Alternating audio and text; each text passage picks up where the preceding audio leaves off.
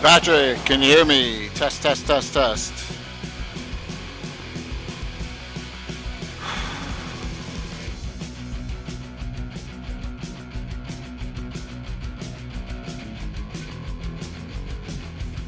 Awesome.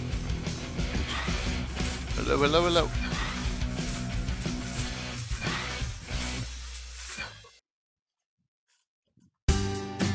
Hey, Mike.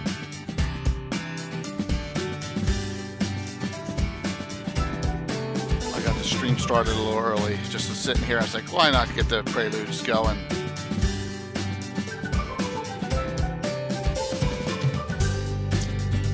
Can you hear me, Mike? Make sure it's not me on this end. Oh, headset set. Twitch can hear me, and that's so. Hey, Lord Forth.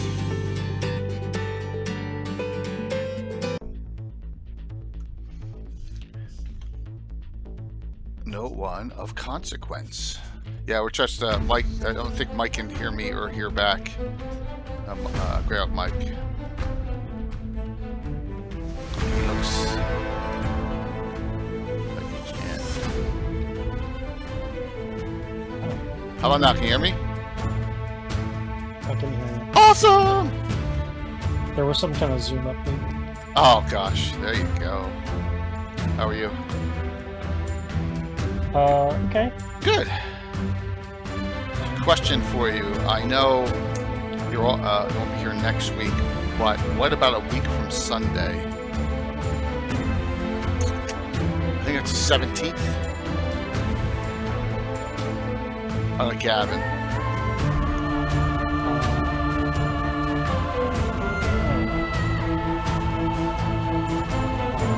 Just let me know. Yeah. I'm thinking, I'm talking out loud here to the audience too.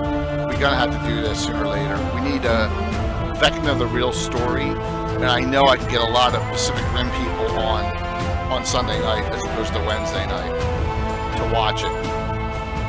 Hey Anna. Hello. So I was thinking a week from Sunday we would do that. Just let me know. If not, we can always do it on a Wednesday.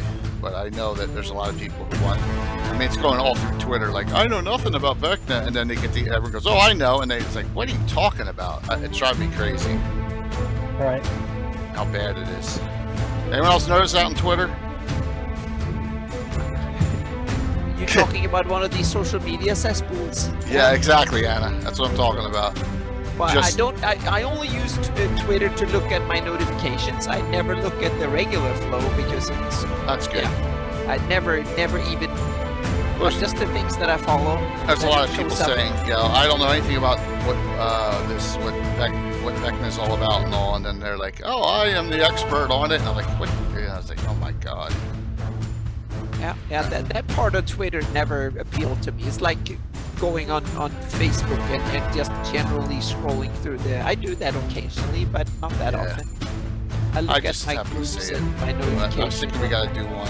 Yeah, we were talking about doing one, so. Oh, well, yeah, we have to do a Vecna sooner or later. Yeah. Just thinking.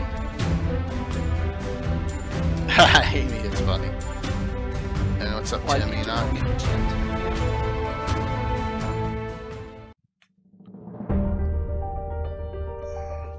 So tomorrow night I got another regular player deprived game. Uh-oh. So that's all right. I got. Let's see. I'm looking for my shout outs here. Holy jeez. So I got Darling, Bones, and Mike Disney playing again. A little bit higher level this time. And there's a 1 in 10 chance of someone else hopping in, but that person is currently ill. So if they feel better, they're going to play. So I don't want to get anyone's hopes up. So we'll wait till tomorrow. It's a big name. So may want to jump in on that game. We'll see. This is going to be an interesting discussion tonight. I don't even know how to plan for this one. Oh, you don't need to plan. You just need. Well, I put up some interesting what ifs. and I also want to emphasize someone else's what ifs that I think is really cool. Oh, cool. Where'd you do that? On your Discord? No, I'm having it ready for the discussion today. Oh! Yeah. Aha! Yeah, there is a what if that I think needs to be talked Well, about. Enoch, I didn't know you were sick. No. This person really wants to play, but they have COVID, so... But there's always online gaming. Yeah, but they're not feeling that. They're feeling really bad, so... Yeah, if it's okay, then I didn't want to... I was like, Yeah. look, it's a regular game. It's not a special event or anything. So here comes Yeah. Blue Box. John, thanks! Hi, everybody. All right, look, I know we're in Prelude still. I'll hop out of Preludes here. Give me a sec. So that you guys can get on the discussion, all the new people in. I don't care if we're 10 minutes early. Right? Let's get the discussion rolling. Plus, I want to talk about Virtual Greyhawk 3. Awesome! Please, if you haven't followed, please follow John. You're in the middle of COVID too? Oh my gosh, Tim. That stinks. Where's this one gonna go? Hopefully this one's gonna go right down the toilet here. I really hope not, because you know what I'm gonna say.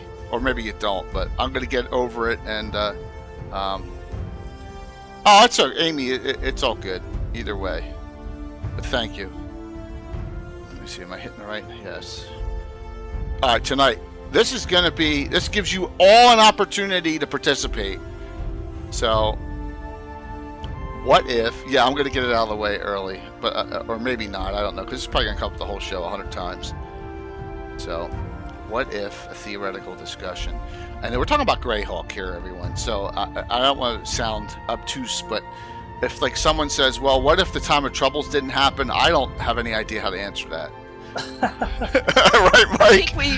I think this is a night of speculation and come up with inspiring ideas for people, because what if is a little bit of adventure building. If you want to build your own campaign scenarios, what if thinking is kind of what you need to some degree. Either post or like past what ifs, current what ifs, and future what ifs. Exactly.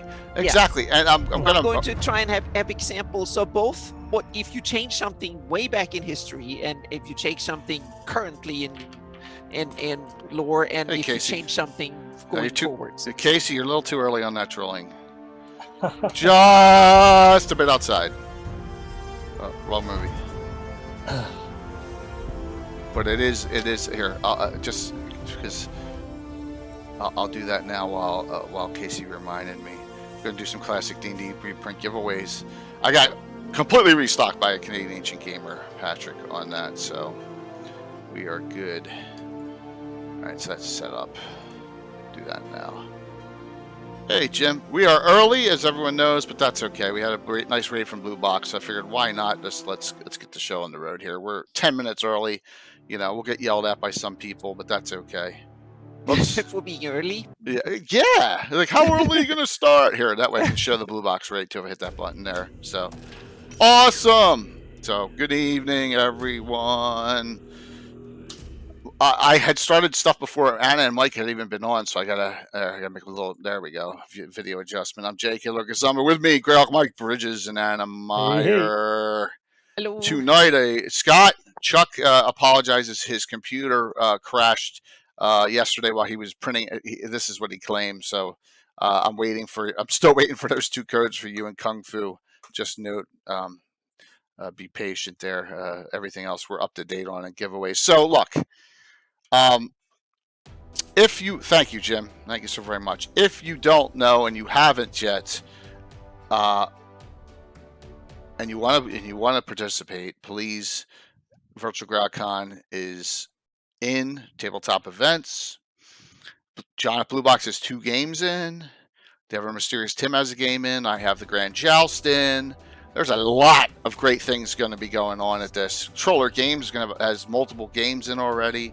We got games from Amy Crittenden in there, and Gaetano, and Scott Casper, and Les Reno, and just some wonderful, wonderful stuff. We already got 25 events in already, and the Ground Reborn stuff's not even in yet. Plus, most of the live streamers aren't in yet. So it's a nominal fee of $5 just to cover costs.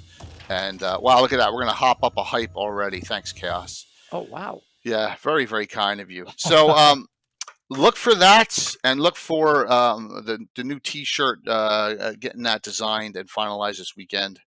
I'll get with that, and we'll get that all taken care of. But thank you all for the wonderful support as usual. So tonight, so Mike, Gary came up with this idea. Yeah, I think it was Gary. We were, chatting into the late hours of the night, like usual, and topic of, he asked me what the next topic was or something like that, and he suggested something to this effect. Okay, all right, I like it. Yeah, it's I'll say this: every campaign that is Greyhawk that is basically got a homebrew aspect to it does this. Mm-hmm. Yep. It's just matters when you deviate. For example, I deviated 1980. Right? Other people deviate whenever they've. So my what if is going off the rails. But that doesn't mean that canon is not, or published sources aren't utilized in the future. That means that doesn't mean that nothing is utilized, but a lot isn't, a lot is. And I think that's where we'll have this discussion. And I'll wait 5 minutes before I bring out the one I gotta discuss right off the bat. But so Mike, when you think about this, and like I said, we'll take all of your suggestions out there, and if you have some that you've done in your campaign that you want to discuss, or if you have something that you think would be a cool twist of fate in Greyhawk, let's discuss it tonight. This is the show for it. So Mike, this was technically your idea, so give us an idea that you're like, wow, this is like a mind provoking. Oh, thanks. So thanks, Cass. Give us the first what if you're right, if you want to, or something that's like, wow, this is I didn't even think of that, or this is maybe a small little tidbit. Well, yeah, you can think small, you can think big. So I would, for example, thinking small would be what if Nerif Gazgal wasn't elected mayor of the city of Greyhawk? Well, that's semi-small. Okay. Right. So just that's a minor tweak. One person, one event. And then something bigger might be what if the Flight of Fiends didn't happen? See, I like that one. That's mega, right? Something that has world implications. So we know now from Roger Moore coming on with the Crook of Ral that Roger decided, if I recall this, Giants Allies invaded Shieldlands during that's an interesting one too, Amy. We know Roger Moore said that Carl Sargent went way too far with From the Ashes, and he was going to get it back to a place where adventuring was possible. I think that was his direct quote. And when he was on Anna, something to that effect. Yeah, Yeah, and so he is the sole person who took the Crook of Ral and said, well, the Crook of Ral can banish fiends and demons, and that's what happened. So yeah. Well, yeah, absolutely. Also, I would say that you're going to have much more. It would make for an interesting living Greyhawk era, right? It would make for a great living, a little bit more, because that was a spot where, yeah, that's another good one there. So look, you guys are throwing them out there already. Yep. So most of the military, which is cool, very good one. Don't look. That's not a what if. That's coming. We're gonna go over that for the 100th time, probably. So that's funny. You see, GD's question answers Enoch's question. And yeah, and that. Wait a minute. What does it mean? I Maybe. succeeded in Temple of Elemental Evil. Yeah. So Mm-hmm. that answers both. All right, let's get it out of the way. They kind of cancel out. I'm good. See. I'm prepared. Look what I have in my hand here. So Mm-hmm.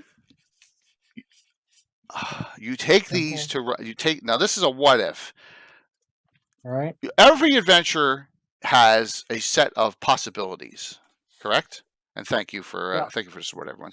Everyone has a set. Your win and lose. Your win or lose scenario. Most published source future stuff comes from it being actually run. And in the early days of Gary Gygax. So this was run, and they had something happen from it.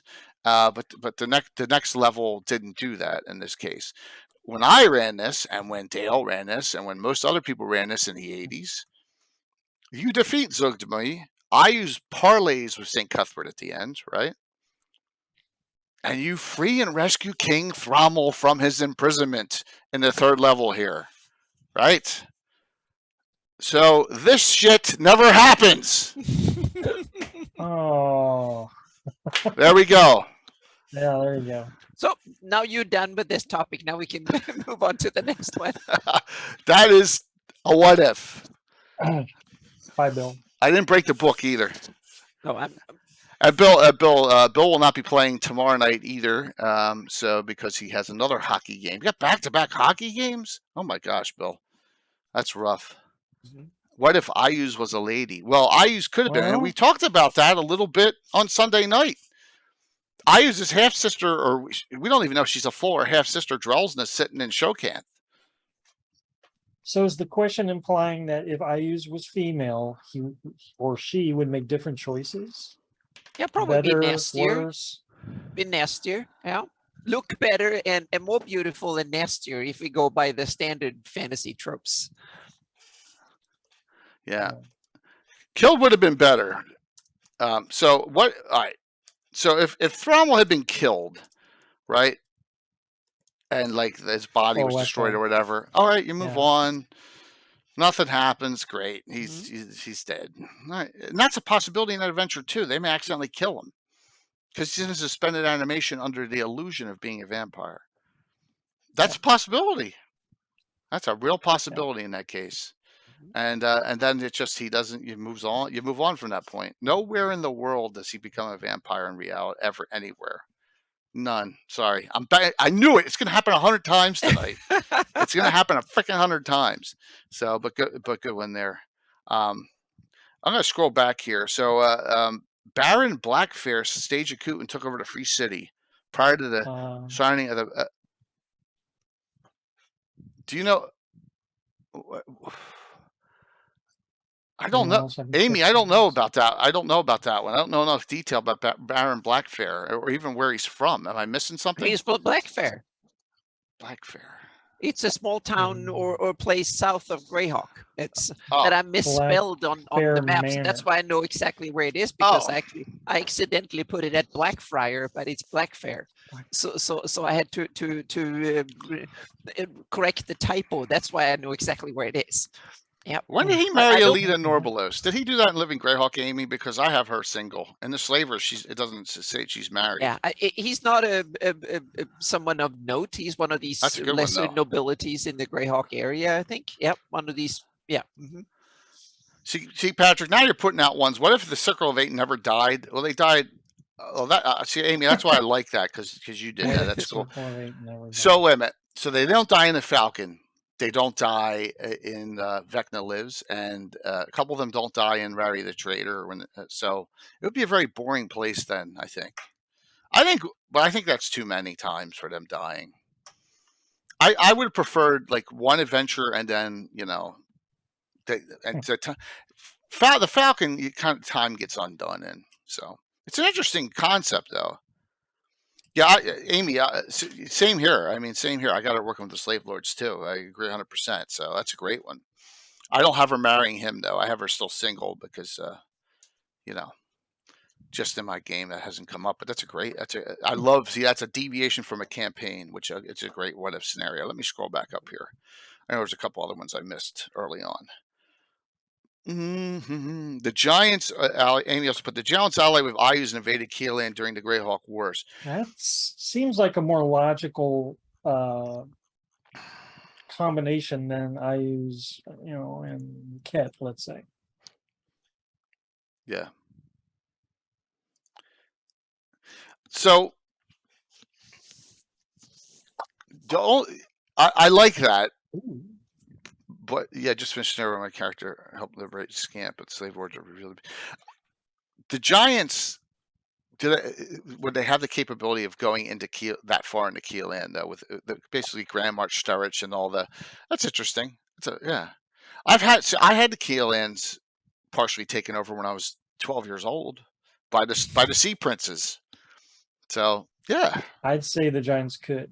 It's because they're totally sustained by raiding and pillaging and taking food. So they're just going to keep going where there's more and more stuff. Exactly. As long as they're alive, they will raid somewhere. So once Sterish and Jeff is wrecked, then there's nothing there for them. They just keep moving. I'm answering this in a flippant way, heterotic. What if Odd Alley became common knowledge in the city of Greyhawk? Then you got Harry Potter, Greyhawk style. It's kind of cool to imagine the Giants having that as a lifestyle, constantly raiding and just moving on nomadically around the planet, so to speak. That's kind of I don't think giants are good at collecting resource collectors, though. No, they just bash and steal and hope that others do it for them. But yeah. One thing I know about Giants, and I know the Giants are trying to organize in G1, but I don't think they're very good at. They're not good at not stabbing each other in the back, and I think that's, that's one of the things. Bad recipe for building civilization. Yep. Yeah, Rip. The unfortunate thing about that is, and we had Zeb Cook on, and he just said, "Well, I just had it happen," and I was like, "They're kind of all just standing around doing nothing," and they just take him over at the beginning of the adventure and kill them all. It was pretty funny, actually. I've been reading over there it is pretty closely here today, and not to nitpick, but Vecna doesn't kill the Circle of Fate. I know, it's another player. It's a person who it's a person with the items. Yeah. So if that was actually Vecna, then the Circle of Fate would still die. Right. So look, we're gonna get your choice of 2 of these 4, and 2 of these we discussed on Sunday, and they just came back in. Baltron Speaking, Lost Caverns of Shokanth, and Deep Dwarven Delve or Border Watch. 2 of those 4 for the giveaway. All reprints. Patrick, Canadian Gamer. We got a bunch of G, D, and Q adventure modules for Sunday nights too. So, well, the Reign of Colorless Fire never happened. That changes everything. That completely changes everything, because then Sully's Empire grows, the Backbone Empire does a lot of stuff. You talk about using later canon and kind of refitting it. Doing that throws out all canon. I'm getting this off the floor. More or less. Yep. Right? Now all of a sudden you're basically creating a whole new game world. Yeah, it's a completely different scenario. Then you're doing a different. Your Greyhawk's completely different at that point. And that's not to say that there's anything wrong with that, but that's well, you can but there are good examples of what you can. I was thinking my first example is going to be something similar, but I wanted to illustrate with taking the biggest possible hammer to the Greyhawk setting. But there is another aspect to this that is interesting. You can choose when you want to deviate. And example of this, I'm going to take, what if the cult of Thuristan prevailed early on back in history? Let's say it was a Sual cult back in ancient history, 2,000-3,000 years ago. That was the Thuristan cult. And the Thuristan cult prevailed thousands of years ago. It's so far off that you don't have to, it doesn't automatically screws up everything, but you put like a canvas of the planet being a completely apocalypse. It kills off every civilization, and you basically have to start picking up the pieces. So you can either have it so far back in history that you can repair things. Right. If the Thuristan cult took over 3,000-4,000 years ago, it's just a layer of broken bones and weird magical effects or something like that. That is like archaeology to go. And then if Thuristan cult prevailed 2,000 years ago, then all of a sudden you need to start changing everything, because you need to work your campaign need to start in some sort of wasteland of his horrors and stuff. And if you have him prevail basically very close to time, then you just have to work in pieces of earth in the astral plane or whatever weird things that comes out. It's like a magical vacuum or something. Or you can simply say the Thuristan cult is coming back, and just like in the Gord books, that if you like the end of the world scenario, so you can have the same type of thing. What if happens in different part of history? You can have it as prehistory, that is just an interesting esoteric backdrop. It can happen in history that you build from a different base but come to basically the same campaign. Or you can have it as a horror happening at this moment, or you can have it as a future threat that steer your campaign away from it, or something bad happens. Okay, so instead of the twin cataclysms, it was Thuristan took them both out. Exactly. You can kind of retweak it. So when you work with what ifs, don't just stare at the thing you're changing. Look at the time perspective on as something really important. You can manage certain things and make them interesting if you just put them far away enough in the back, or threaten with them far away enough in the future. That is plenty of time to steer it off. Like in 200 years, they will probably have enough of followers so you have time to come up. Don't paint yourself in a corner too much as a DM. That's the important bit. But so do it for flavor. And I think Thuristan is one of these uber villains that you should not put into. I would advise strongly against upsetting the world as it is now, but an ancient cult back in prehistory, that could be kind of cool. And you can have like that old city that's sitting out there ruined in the middle of the desert or something like that. Can be fun and interesting and stuff. And they can be the occasional artifact or grave site or like the pyramids and stuff like that. You need a cool story for the things that needs to be found somewhere, and old spells and old writing systems and stuff like that. So scriptures and things. What if Arity didn't get their stuff together and dominate? Oh. Yeah. Yep. There's a whole bunch of stuff. I have a whole list of other things, but that was the biggest sledgehammer on my list, so to speak. You can, Arity not dominated. That could open things up to a more feudal kind of it's kind of more complicated backdrop. Yeah, it's like if the migrations didn't occur, the Iridians didn't come in a bit of to me, that was my number 2 on the list. Or 2? Yeah. And really? To me, that was my number 2. What if the migrations didn't happen, or they were not significant enough to reshape it? What if we had a primordial Flanese up until modern times? And to me, that will be kind of cool. That is a really cool scenario, because that is like going back in time a little bit, like playing before migrations, before the Soul, before the Origin. To not have the migrations, we gotta not have the cataclysms then. Well, that's on the other side of the mountains. So that's a kind of a, if you base it in the Flanese, what happens west of the of the mountains, you don't have to worry about it. Be so far away that no character will ever know about it, so to speak. And I think that's important when you do what ifs. You don't need to tell the players more than their characters could be aware of, so to speak. Interesting. But let's say your players are all seasoned Greyhawk players. Okay, they're going to want to know. Oh yeah, but that's when you ask them, then say, okay, your characters have to go out and find it. But the interesting with the migrations not happening is that then you have a Flanese full of Flan who rule things together with elves, gnomes, and dwarfs. And that makes the demi-humans more prevalent and more powerful. But it also means that you can have the cults of Vecna-like, Caraptis, Acerarak, and stuff like that could still rule the continent. You can have these kind of Urflan cults still be there, and you can develop them and stuff. And it could be a more wild place, more like way out in the boondocks, kind of thing. Few cities and more like, and you can have a religious war between the druids and the cults, the dark side of the Flan and stuff. You can develop that. So there's a lot of interesting possibilities in that one. I really like that idea. Yep. A lot of it is, once again, if you're going to play and you got to bait wherever Yep. you start. Like very rarely do I see anyone. Well, I'm going to start 600, 601 after everything's been published. After Expeditions is done, Yeah. all those.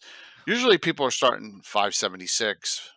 Well, Still. today you have the cool thing is today you can choose when you want to start the campaign. You can choose to start it whatever back in history to current times, or simply say I'm starting 50 years in the future, and this is what happens. So every campaign becomes a what if kind of thing. As soon as you start it, it becomes a what if, because you will start dabbling with things that happen in your campaign, and then the more you play, the more it deviates from published canon. So there's a lot of Greek Kingdom chatter going on in there. Yeah. Let's address that one specifically. So Yeah. Great Kingdom not collapsing. Great Kingdom is still a good realm.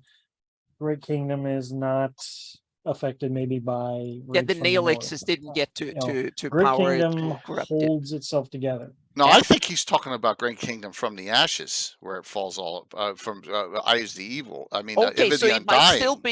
still be a corrupt evil regime. Okay. I was yeah. just trying to combine three questions into one. Yeah. In general, though, if the Great Kingdom of Verity that spanned the Flannis didn't collapse, I Mhm. think they would have eventually had to go into a long-term conflict with Shieldland. You know, they had the small war, Yeah. but there would have been more wars Mhm. Right, eventually. I Yeah. agree Shieldland is the there. one I that agree. was It's a great expanding. point. Mhm. Yeah. So eventually those two would have clashed often by Yeah, sea and land. Yeah, that's Yeah, that's a an good point, empire Mike. that big will be for a boring continent with not. You need Yeah. enough conflict to make the And campaign then setting who interesting. would the elves and the dwarves, which side would they take? Yeah, Because they're right in the middle.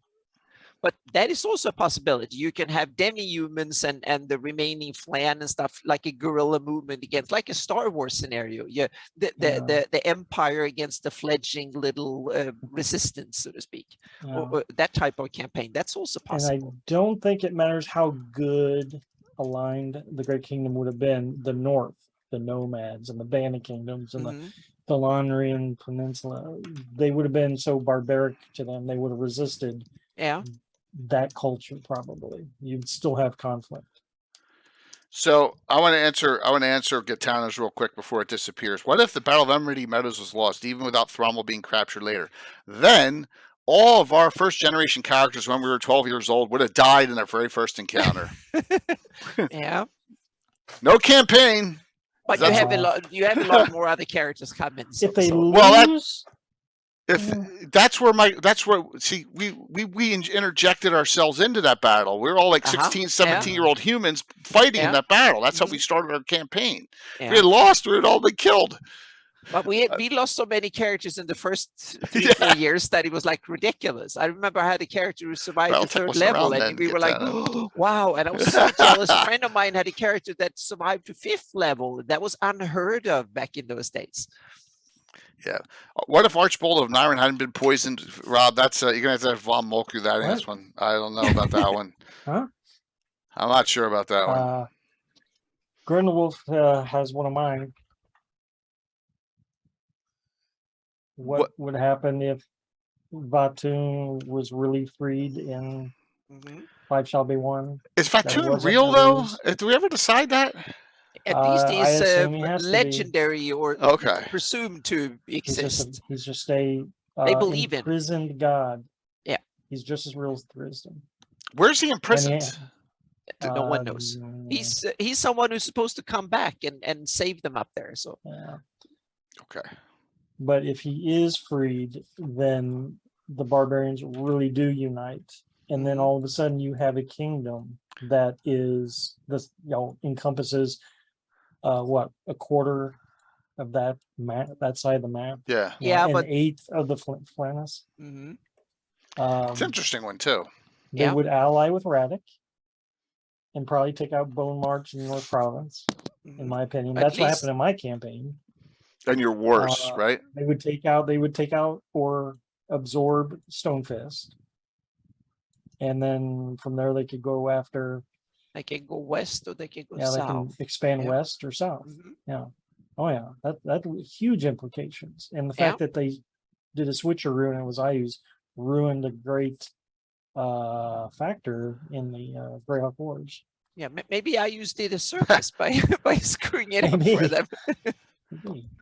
He stopped Vecna and he kind of saved us from the barbarians in the northeast. So yeah, might not be that bad after all. Yeah. So, what if Greyhawk can remain TSR's main world and not Forgotten Realms? That's funny. That's a very good one too on the We publishing probably side. would Yeah. not be talking about D&D right now. You're probably correct. Yeah, So, D&D would probably have died out. Yeah. yeah. So we had a little of this discussion Okay. after the show on Sunday night that our good friend who plays now in Two Drink Room, Ed, really does not have much say in what goes on in that world now. Right, Anna? They're going to Yeah, do whatever they want. At least not officially. Not so officially, yeah. yeah. So, yeah. He's the most renowned fan of Forgotten Realms. Yes. And he's the creator of it. So yep. Absolutely. Absolutely. A good one, though. So, all right. I got one. I'm going here because I know it's going to invoke something from Anna. What if in From the Ashes, Ayus did not overtake the Horn Society? Your favorite area. Yeah. That you like, and maybe just allied with them or bypassed them, or, you know, and the Horn Society was still there. What do you think about that one? Oh, I like it. I like it so much that in my campaign it kind of happened. I just had to rewrite the role of Horn Society, that it was actually there as a setup to protect Ayu's power rise, so to speak. Okay. That was their thing. So when he rose to power, he could take over, and that was the whole plan, so to speak. But they needed to. But on the other hand, if there were enemies and you can have them winning over Ayus, meaning they are the baddies that have been around for a few decades, so they might know the thing or two. So you can have them actually butchering Ayus or winning over him at least, or making him go exile up in the north, and then that will kind of stabilize things up there a bit. Yeah. And if you don't want to have Ayus as your uber villain and taking half of the Flannies, that might be a way you can kind of make it happen just as a backdrop. And in turn, yes. Casey says, well, then BK and Shieldlands doesn't fall. That's not necessarily the case. That's a good. Thank you, Mr. Joel. Yeah. Horn Society invaded Shieldlands before the war, so that you can have them being the master villain in that area. That is such a still to this day a convoluted mess in that Front Free City Grok box set. That, like, you know, it's strange. But right, you know, it's Horn Society's taking over the Shieldlands, but then it's just a bizarre thing. You know, they could have come through the Fellreave and south. They could have gone around through the Fellreave and south. I mean, you know, so with. I always thought the Horn Society being right next to the Land of Ayus was kind of unfortunate. I don't know what Gygax was shooting at originally, you know, but having two rival villainous lands like that would have been better if the Horn Society was in the east, say Stoink instead of Molag. Yep. And then they sandwiched in between bookends, and then like Germany and Russia. Else, they'd just be, you know, fighting over the Bannikins, fighting over the Shieldlands. Yeah. I think the reason that I tried to have the rationale that Horn Society and the Bandit Kingdom and also the Land of Ayus are all up there is because that was outside of the Great Kingdom. That was outside of the Erdi. So all the villainous, unorganized assholes that the Erdi didn't want, all the offshoots, so to speak, the ones that had to flee and the ones that didn't fit in, they ended up there because that was outside of the, like in the Roman Empire. It's just kind of odd, you know, the Horn Society just as well could have sprung up in Rookroost or you know, but that wherever. Was But I think that it was the frontier, so to speak. So that's where the evil warlords and others who wanted to fight recklessly. I'm just saying that having them those two lands adjacent to each other just made it too easy for Ayus. You need Yeah, you need evil villains spread out a little bit across the campaign world. So Yeah. that's why the Pomarsh was kind of cool to have them descend into anarchy and have a half-orc overlord villain. So you need villains in almost every corner of the world. Hold on, it wasn't Gary that did that. It was Sergeant. Yeah, that was the Car Sergeant It, era. it wasn't. It wasn't. Yeah, Gary did not have the Yeah. IUs take over the Horn Society. He may have liked them better. It's a tough, and we're all Yeah. conjecturing here. But see, this one provokes this discussion part. Mm. We're getting Yeah. a lot of options in here. But Yeah. I think IUs has one thing that I think appeals to Gary as a writer for the Gord books is that IUs is one villain. Okay. You can personify him in a book much easier. The Horn Society is a bit like the Scarlet Brotherhood, nameless cabal of meaning you don't have Yeah. any particular. Now you started to find people have written up stories about certain Horn Society members, me too, and leaders. But originally they were just a nameless bunch of evil dudes Yeah. that ran that part. But IUs is a personable thing. He has character, has story, and so on and so forth. So I can understand why Gary chose a one being, so to speak, a persona as his master villain, and not a faceless, nameless cabal of evil doers in Horn Society. You have to have a master villain or villainess, I think. It's it works easy, well yeah. in Greyhawk. I mean, I have Mhm. one. I usually have the Yeah. head of the Dark Brotherhood, Yeah. and in my Greyhawk, I think that makes total sense. And IUs has a lot of minions, but Horn Society just was nebulous. Yeah. Kind of Farazan's nebulous too, Yeah. right? But look at Cthulhu, and there you have nameless. So meaning you can run it if you run it more like a horror game a little bit. Then you want a nameless horror, so to speak, and Horn Society can fill that role of the nameless villains, so to speak, or the Scarlet Brotherhood is the same way. They could be everywhere, so to speak. Anyone could come out of the darkness and kill you, kind of thing. So I'm going to reminisce about someone dearly departed in the last year. Oh, thanks, Troy. Our friend Jason Zaretta would have hated this conversation. Yeah. Because we all know Jason's like, if it didn't come out of Gygax's mouth, I don't care. Yeah. So, which is kind of a funny thing. It just gave me a funny memory there. Troy, thank you very much. 21 Well, months. he cared enough to index everything. Or good to see you. Yeah, he did. But he didn't index a lot of the newer stuff. Right? It was No.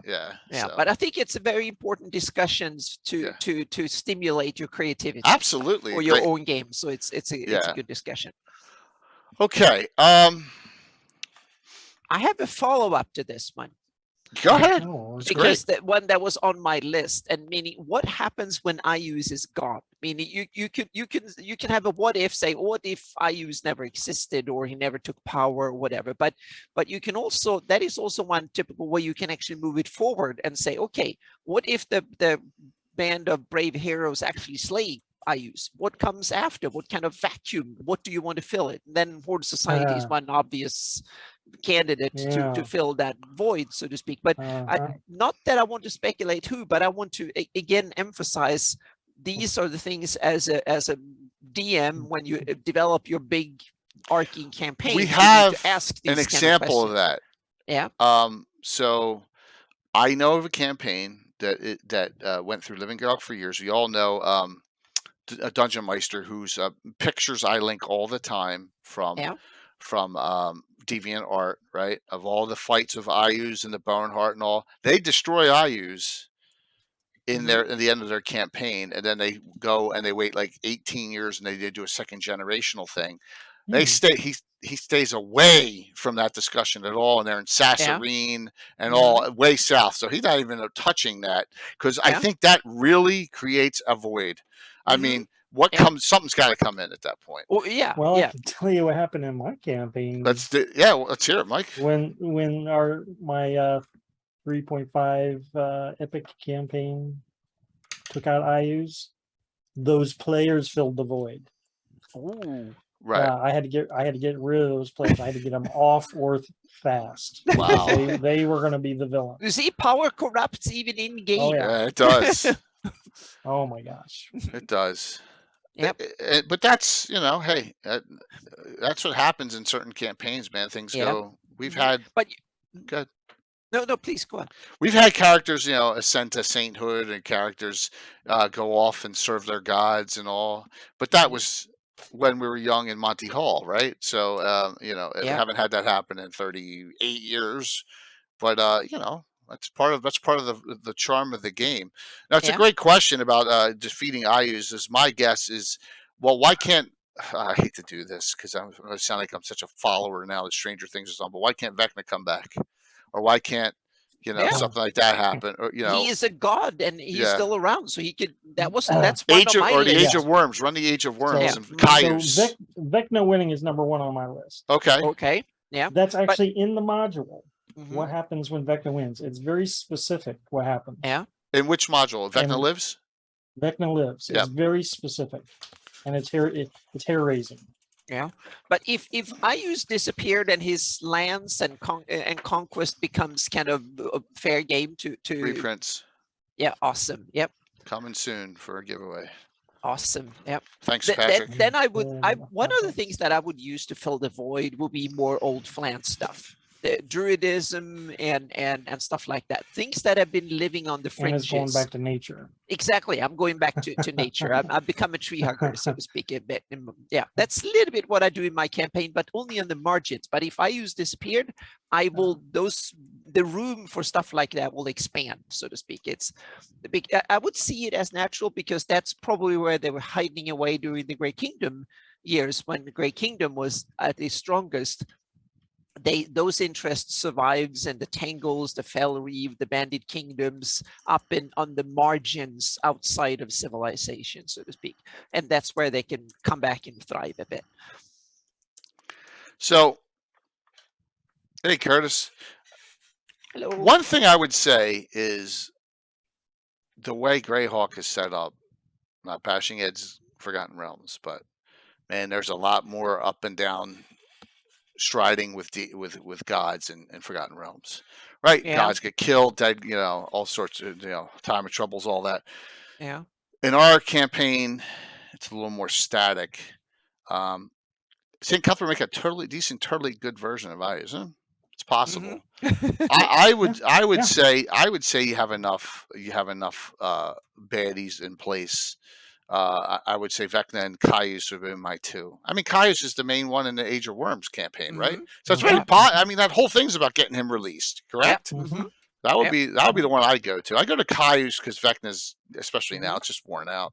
So so by the way, everyone, within the next 2 weeks, next time Mike's available, we're going to do a Vecna discussion, a real Vecna discussion on real history. Okay. That we have unpublished source, and that'll be either 2 weeks from Wednesday or on a Sunday. So we'll figure that one out.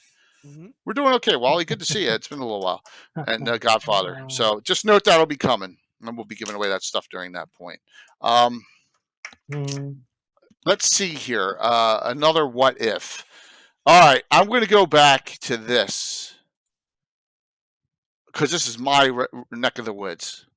What if the Elves and Dwarves and Ulick states did not pull all the humanoids out during the Hateful Wars, and they stayed there, and they did not get thrown out through and run out to the Pomars, and the Pomars are still run by dwarves and humans? And what about that? That's an interesting one. Yep. That's a nice little war in the making, though. Eventually. Yeah. Yeah, that means that you're going to have more almost like GDQ series, you know, running in here, right? You're going to have more and more power bases here, and there's going to be those adventures now that were over here, right? And could actually be in the Lord Mills at that point, right? You don't get that many running through. Even though I do some here, but that would be my difference here. Yeah, more trouble. There's plenty of trouble in the Ulicks now. God trust me. forbid Valuna and the Ulicks got to get their hands dirty. Yeah, absolutely. I like it. Yep. So, what if Asterix succeeds in his plans and return to the Tomb of Horrors? I don't know I what don't those know. plans were because I have that box I set don't and know, man. I haven't read it yet. Mhm. I've been saving it. I know the Katana says it's better. Was his It's really good. plans to go to the Forgotten Realms? Because then I'd say success. That's funny. We can have the plan of taking our villains and shovel them to Forgotten Realms. And be glad every time they like, yay, they take in Vecna and they're taking Naserarak and then Temple of Elemental Evil. We get rid of that too. So I'm give me really the digging the Ig Will holding on the Paraland thing because Yep. that's a great setup. If you have present day campaign 576 on, Ig will still ruler of Paraland, and Paraland has developed in all that time under her rule. Yep. And there is no land of Ayus. Paraland's a lot better shape than Ayus Yeah. as a functioning nation. Damn. Now And you it's much took more one of defensible. my what Oh, ifs go here. for it, That's Anna. awesome. It was in the Wow. chat. It was in the chat. Yeah. Yeah, that was one of my what ifs. We can because then that will make Paraland a cool evil place between mountains, so to speak. That is secluded away enough that and it can kind of spill over in certain directions and stuff, and you have to go there, and it will be a threat against all sorts of stuff. So that's a very interesting prospect, I think, for villainy to exist up there. It's a lot of barrier peak spaceship talk here. So, Okay, yeah, I yep. hope Gary isn't on yet. Oh my gosh. What if this spaceship landed successfully? Yep. Oh my gosh. Well, we already saw that the Starship Warden was mentioned too. So I guess we all start rolling up Gamma World characters. I don't know. Yeah, I guess we have to switch Yeah. to that. Yep. And speaking of Gary, he had a wonderful what if scenario in Worth Journal 32, I think it was, when what if the Death Knights won? When Lord Kargoth became a Death Knight back in, what was it, the 200 or 300s or something like that? What if they won?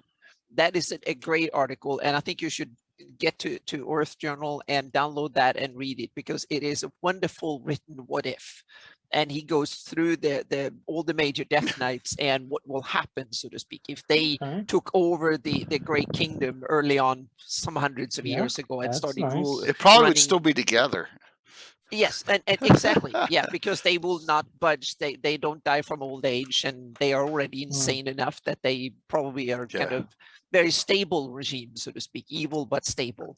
And that is, I think, a great example of what if. The best I could find in fan or among fandom is that article. So yeah, that's very cool. Yep. Yeah, I did not. I've never read that article. I should read that one. Definitely. It's super cool, and it has some. I found some new cool villains. It has an evil ghoul sorceress named Cool that is really awesome stuff.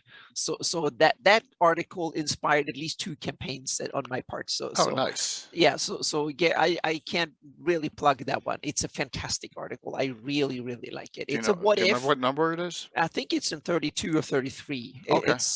It's one of the later ones. Very cool. Or 33. That's awesome. And there's several follow-up articles about Death Knights and stuff too, but it's one if they won, so to speak, what would have happened. So it's written as a what if. So smaller scale, just talking to everyone out there, and we all do this, and I did this multiple times. You get a new, well, maybe not in the last 30 years because nothing new's come out, but you get a publication. Rick, you missed that one, but yeah, what if the Circle of 8 did not recover from Haldimar, Cruel, and Vecna Liz? Well, they've died 3 times, so it's and you also, yes, what if Tharzan was released? We Anna went over that. What if Tharzan ruled thousands of years ago as well? Very cool. Yeah, you can release him or re-release him or so on during different time periods, and that will affect Heterotic. differently. I don't want to be mean, but what if Philidor was actually a construct? I hope to God he was, because I just don't get it still. Yeah, I just don't. That I just don't get. I love that. That's something I cannot retcon. I never had Philidor. I just don't understand Philidor at all. Yeah, we were working on. Of course, you guys were going to release Tharzan in the BK. Oh Of my course, gosh! yeah. Yes, everything bad happened in there at all too. Yeah, like you So don't have enough problems in BK, so you need the rest yeah, of your they stuff. don't need. Yeah, they don't have more stuff. Yeah. Oh, Patrick. So you get a publication that you've never used before, whatever it is. Skagith. Oh, Hello. 37 months Hey, over Skagith. 3 Yep. years. We get a publication, and you're like, I don't like this. And I'll tell you, I've done that multiple times. When From the Ashes came out, it took me 2 years to figure out what I was going to do with it in my campaign because it majorly screwed up everything. And then I used about 80% of it, and there was a lot of people that Sergeant killed that I unkilled because I liked those characters in my campaign, and Yeah. they're alive still. And that's a what if scenario, and I imagine a lot of you do that. You may not like something that Chris Pramus or did in the Slavers, or I'm going to give you one. You ready? Mike Bridges and I in Scarlet Brotherhood everywhere drives me nuts, right? Yep. No sea princes, correct, Mike? No. Oh yeah. Yeah.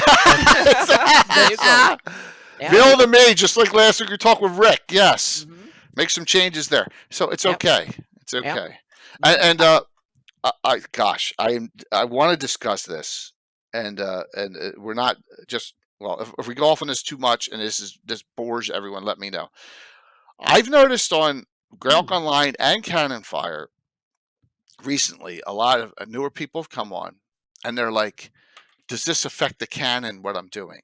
Have you guys seen these posts lately? No, I haven't been there enough on There was either just place. Gitana was talking to one the other day about the map. This map, the Valoon. I forget where the map was, and there's like, well, I want to make sure this is this and this is okay.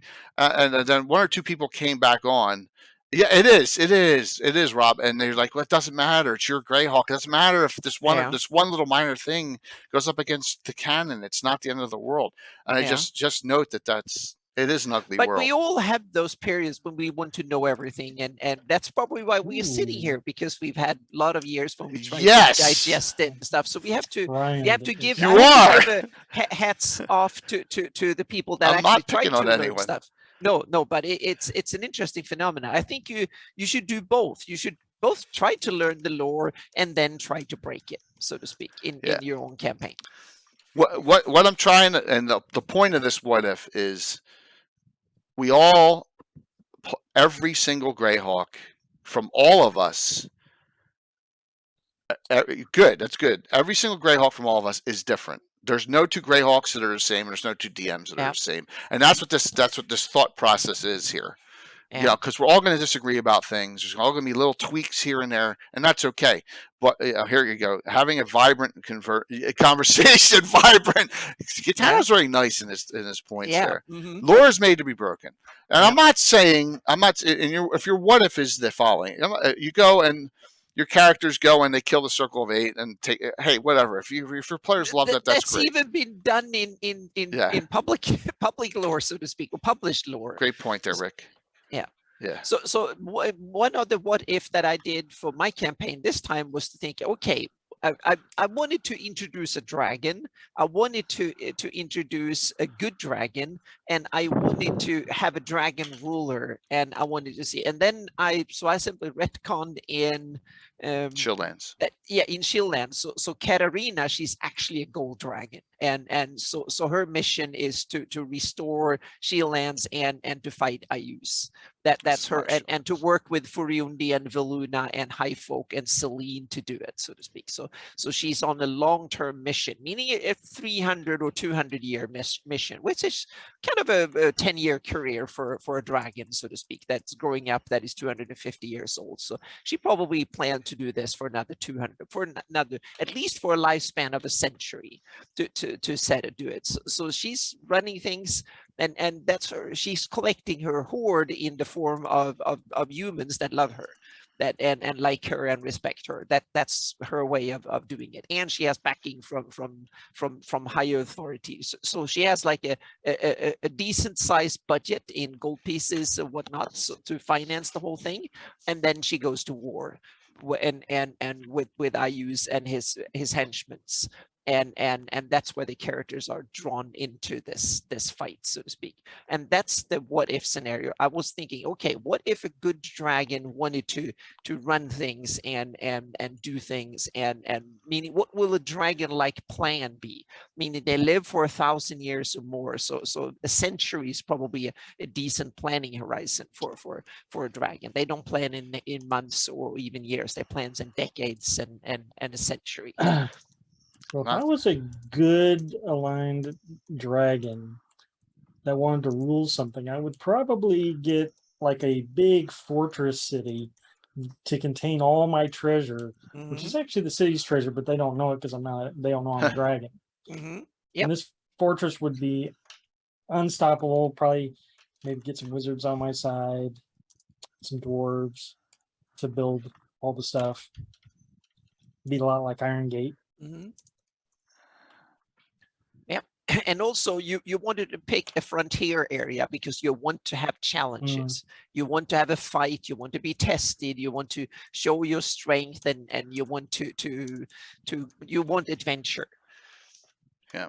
So to speak, and good dragons want to protect, so to speak. They're like owners of pets. They want to have lots of more lesser life that they want to protect, nurture, and care for, so to speak. That's how I see good dragons being. They want to have a lot of humans that respects them, and they can show love and affection and protect. That makes them feel good. Got to answer this question. One Red 70. What is the biggest, most egregious break from Greyhawk lore that each of you have taken? That is easy. I'll start.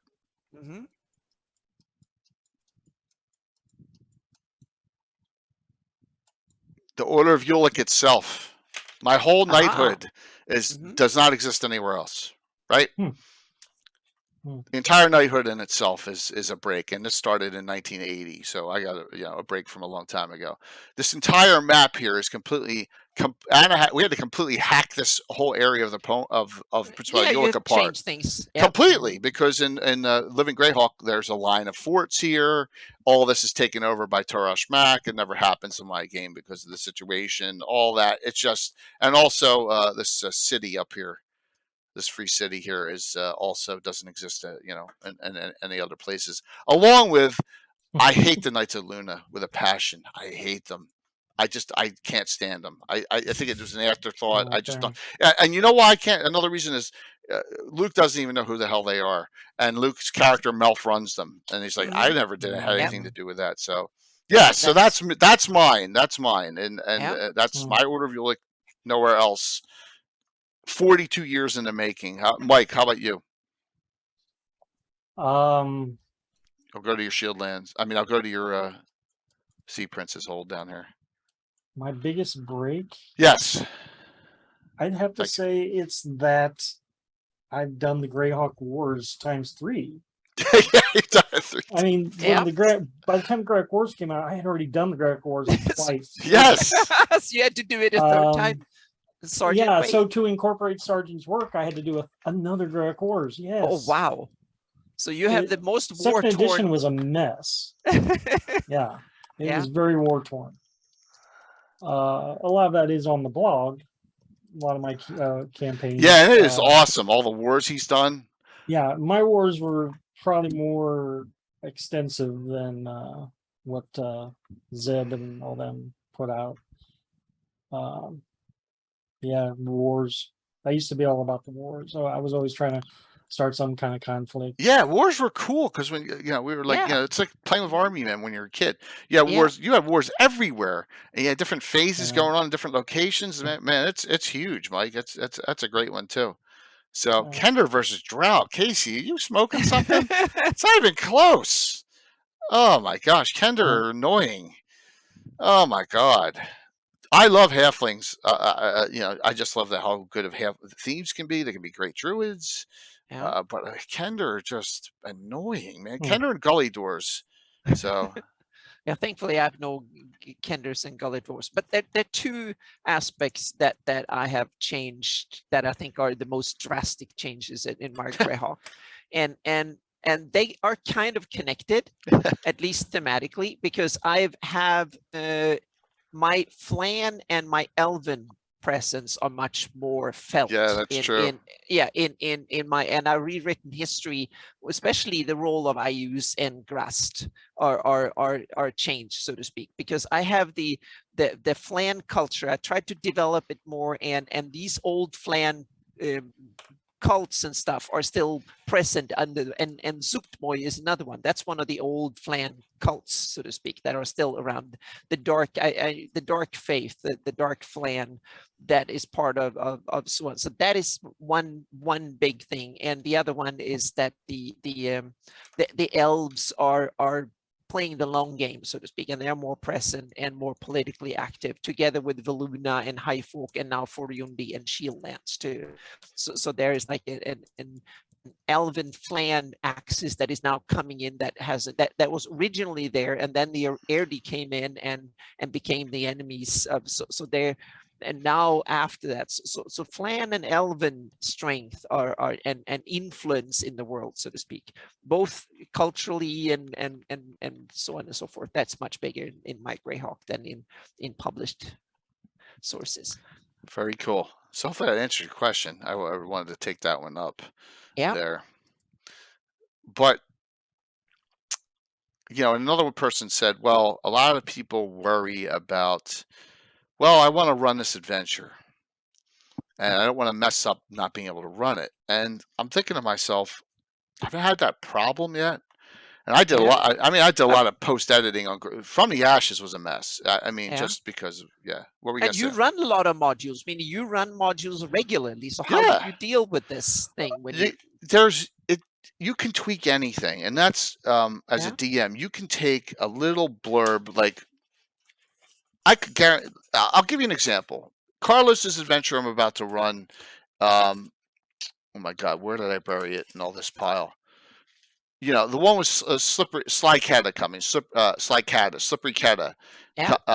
Carlos's adventure. I'm changing the beginning. I told him about this, that I'm going to have a lot more naval aspects of it.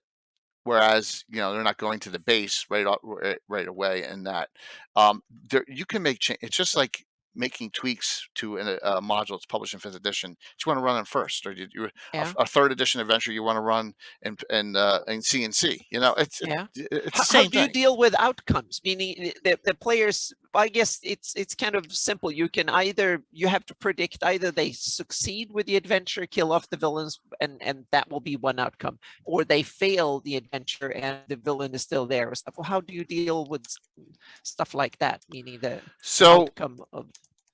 I think game designers always assume the players are successful. Yeah. But what you need to do is you need to look at the end of the adventure and figure out how big of a picture and change do you want. Right? I'm telling you now that I don't think my guys are going to kill Ayus within the next 10 to 15 years. I'm not going to have that happen. So major, now they may defeat some slavers, but they're slavers to take their place. Organizations are tough to completely eliminate. So if we think we're going to go purge the Scarlet Brotherhood throughout all the Flanests, it's probably not going to happen. Remember, I have the Dark Brotherhood, which has been a constant fight in my campaign for 42 years, all along the Sus Forest, and that's ongoing. So it's a lot. It's a lot of.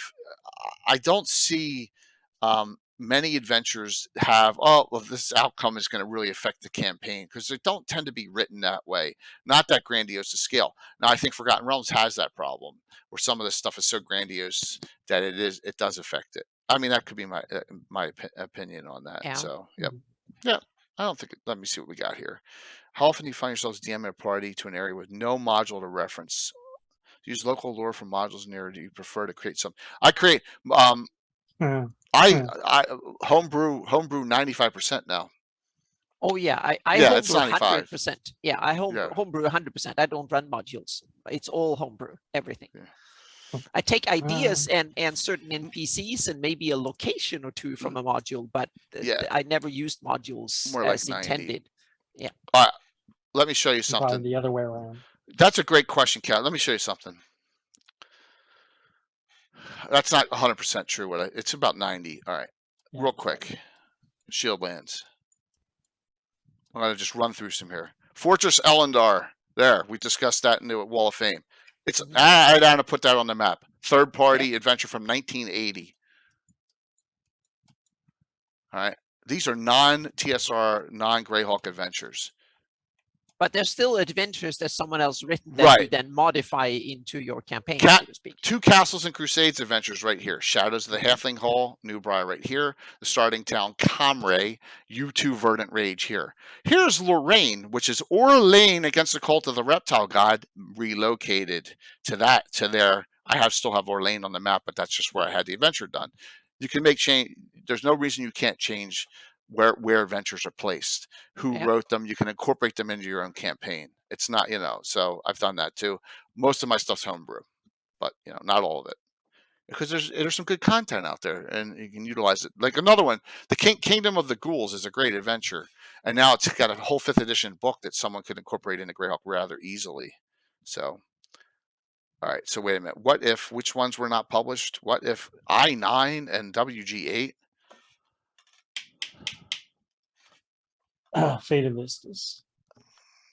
I never even used it. Did you ever use Fate of Vistas? No. Same here. Yeah. I looked at the map in horror, city maps in horror, and kind of, I think the easy answer to that is nothing happens, because whatever happened in Fate of Vistas ended up getting reversed or retconned anyways in later editions. It was purely a mechanical plot and didn't really do anything to change the world. Yeah, that's an interesting example, meaning what TSR and Wizard Coast are doing or did back in the day was often they contradict their own happenings in early adventures, so they retcon back. So meaning they done it, so you can actually go back, and especially if you have new players. Yeah, they don't know what happened in your campaign previously, so you can, if there's something happened 20 years in a previous game, you can have it undone, so to speak. You can, that's out of bounds, Patrick. Yeah, I wouldn't be buying them, I don't think, because I don't think they'd be very good. So, Yeah. how far is Holland from Nulb again? 6 miles? Very, very close. Yeah, something like that. 6 miles, I think. Yeah, it's not that far. It's not that far. It's only a few miles. Yeah. So, but you still have to come up with a canon reason for the mechanical changes between first and second edition. Herodic. All right, I'm going to tell you. Did you ever see a TV show and they fire someone, or they have a conflict and there's another actor?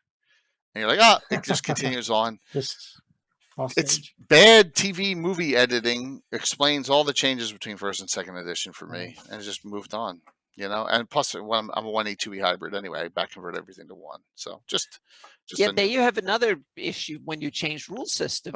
There are certain things that can happen that can't happen depending on your change of rule systems. I think rule system changes are much more difficult to work with than setting changes. To some degree, yes. Yeah. Yeah. Mm-hmm. Yeah. Especially if you want to simplify your rule system that all of a sudden takes away possibilities, that's difficult. Yeah. Fate of Vistas is bizarre. I would pass on it. I never ran it. Yeah. I would pass on it, really. So, Nambu, good to see you. Hey, it's okay. Thank you. Hello. Second edition. Kind of, and we've had everyone on who's worked in second edition BB on these discussions. Zeb Cook, Roger Moore, all of them. Eric Boyd done a lot of stuff with second edition. Really seen some great stuff, and but it's still AD&D. It's still considered in the AD&D genre. So there does seem to be a problem of the settings leaking into the rules a bit. Well. Yeah, exactly. Look at that. Dick Sargent, Dick Ewart. It's Darren and Bewitched. There's your number one. There's your number one go-to in actors. See, Rip, thank you very much for hanging out. I know you're overseas. Thank you very much. So, of the setting leaking into the rules a bit. Well, I don't know. Is it leaking in? I mean, you got Casey can answer that. Is it leaking into 3.0 and 3.5? That's good. Yeah, but a lot of games come with a lot of settings come with the rule system, or the rule system comes with the setting. So I think it's kind of neat. That's a lot of what homebrewing is. That you take an officially published rule system and you tweak it so it suits your game style and what happens in your world. Meaning you want to have more cool shadow magic, you make more detailed rules about shadow magic or elementalism or whatever it is. So I think that settings and rule systems go hand in hand, and also style of play. But that also affects the setting. Meaning, do you have a lot of political machinations, military stuff? Are out of planner demon incursions, religion important, or are trade flows or treasure in the form of different gold and whatnot? It depends on what you want to emphasize on. So I want to answer Chaos's question because for me it's easy because I have the same ongoing campaign setting. So 2 examples recently had Todd Stashwick play with Ed Greenwood. Todd asked, "Can I have a character when I was a kid? I'd love to play Morton Didif." And I said, "No problem. Give me your base ideas, and we'll work it back." And I turned him into a fighter mage with items. There's no problem at all. Now I have this gentleman playing on the 30th, Mark Meir, with Ed Greenwood's group. And he asked the same thing. Mark said, "I have this character I played when I was a kid. Would it be okay if I did the same thing that Todd did?" I said, "Mark, no problem at all. Just get me all the information. We'll work it up and we'll modernize it for my game. It's not a problem." I think that's the coolest thing that you're bringing back. A 25-year character you haven't played in 25 years. You should be ecstatic and excited. Yeah. You get to play a character you played from 25 years ago. Yep. That's the thing with my guys. My guys play characters they've had for 40 years. They get to play them. Like tomorrow night, Tom is playing Ace Broadhead. He has had that character since 1986. All right? And he gets to play him tomorrow night in the game we're running just tomorrow night in live stream. So I think it's an awesome thing. Yep. And you just got, it's a nice thing. Hope you don't kill his old character. Me kill. I haven't TPK'd anyone in a long time, so yeah, definitely. Yeah, well, prestige classes, and a lot of stuff like remember, knights. What was the one? Knight of the Holy Shielding had a prestige class, and third edition was up, and on that edition, you developed prestige classes for specific campaign settings. Now, what I did was I just back converted it to a 1E class always, like we have the knight class. So, yeah. Could anyone group have conquered the entire Flanish? Drow, all Ogre Mage? Yeah. That's supposed to be what if one group conquered the Flanish? Yes. Yes, you must answer it in the form of a question. And that answer, well, we know the Orids more or less did. Mm-hmm. Tharistan probably could, at least according to Gary with the word books and stuff. Yeah. Or rather destroy it rather than conquering it. I was going to say he's not really conquering, he's destroying it. Yeah. Ayus is working hard on it. Yeah. Okay. Yeah, but that's ground to a halt really too when you think about it. And that's why I think all the other attempts like that will also grind to a halt. I have a call from Fayetteville, Arkansas coming in right now. I'm going to mute my mic. I don't know what this is. Could be a working. Okay. So there's a question on here about Mordenkainen's neutrality overcoming clone antipathy. And I'm really trying to decipher that. So that if was I a get wonderful this right, discussion. Yep. That means if he was really true neutral, he would let the Circle of 8 remain dead. Am I correct? I think so. Answer that for me in the chat. It depends on this neutrality is kind of interesting. I see a true neutral as that hermit who thinks about the world but doesn't really care about it. That to me is kind of true neutral. You don't give a much for the rest of the world, but you on the other hand, you don't involve yourself. You don't want to harm anyone, but you don't care if someone is losing it or whatever. You see it as the law of nature and it just goes on. That to me is kind of a true neutral. The hermit who sits there and is wise and all that advice, but he doesn't interact with the world and he doesn't want to change it. He just looks at it and understands it, and that's it. Nambu had a good point on modules too. You don't overanalyze your modules. You make sure you know them, but then you don't. Yeah. Like no module ever goes exactly as you have planned it with your players, and there's things that get missed. There's things that you get sidetracked on. It just is the way. It's a real good point, and I'm gonna tell you right now, Nambu. running modules via live stream is difficult because I of can that. imagine. Yep. Because of that, because especially ones that everyone knows. So that's kind of hard. That's kind of hard to do. But I'm not complaining. I'm just stating a fact. Yep. That's not to say that running modules that a lot of people are, running Temple of Elemental Evil. I would never do that live stream.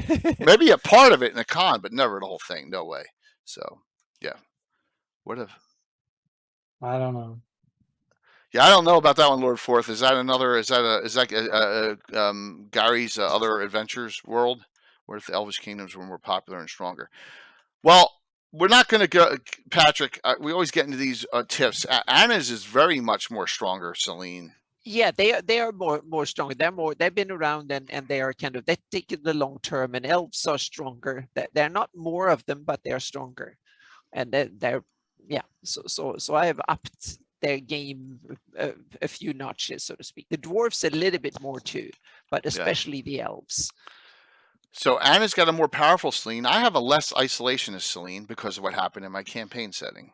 Yeah, so I also have a less isolationist Celine too, but they are officially not engaged, but they unofficially are very much important. And that's where the Knights of Luna come in.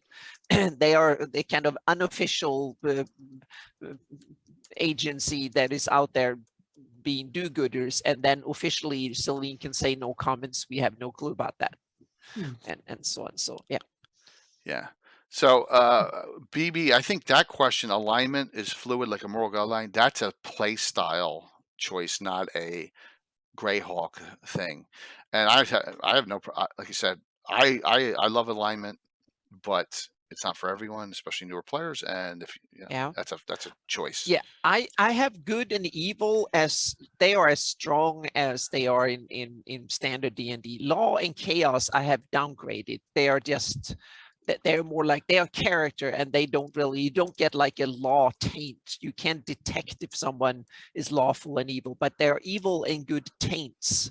Meaning if you serve a deity, if you have a pact with a demon, for instance, that will taint you, and that's detectable, so to speak. But law and chaos is much less prevalent. That's more like your nature, so to speak. No one can, you can look at someone and assume from their behavior, but you can't smell if they're law and chaotic. But good and evil is still there, very much so. So Wanred, that question is great. What if your campaign changes the geopolitical world of Greyhawk and then a new set of rules comes out? I had that happen, and we were in the middle, and up here once again, Shieldlands, Fortress Elendar. I had a big thing where the Bandit kingdoms were invading the Shieldlands here, and I delayed From the Ashes for 2 years in real time. I wanted to get all the things we were done, get to a certain point, and then start implementing things. That's how I had to do it. Yeah, I'm doing it right now. I'm implementing. I went from Pathfinder to 5e, and now I'm house ruling using level up advanced 5e rules from Ian World that I'm house ruling. So I'm doing that right now, and I'm tormenting my players by putting new rules in there and say that this will not be next game session, whatever, but it will be a little bit ad hoc, because I don't want the players to lose abilities or spells or whatever. But future wizards, I'm also going to go classless. So I'm doing a major revamp of my rule system during ongoing campaigns. So but it will be probably next 2 years before I fully implemented the new rule system, so to speak. But it's for the rest of my gaming career, I think. I start over new campaigns after every new edition of D&D. That's okay. pretty much what we've fell into. But because of that, we've been able to explore the world of Greyhawk a lot more over with different players. I've ran like White Plume Mountain in 3 different editions now. That's cool. Have you adopted new editions as they come out, or have you kind of kept them pretty much as they come out? Okay, yeah. I mean, with exception of maybe AD&D, that was kind of a weird one, where we were playing this basic D&D, AD&D. Yeah, because when we played at Greyhawk, we played basic D&D, so you still run games. But see, I didn't know what I was doing back when I was younger. But 2nd edition we changed, 3rd edition we changed. We skipped 4th edition. But if we had got into 4th edition, we would have started over. And then 5th edition we started over. Yeah.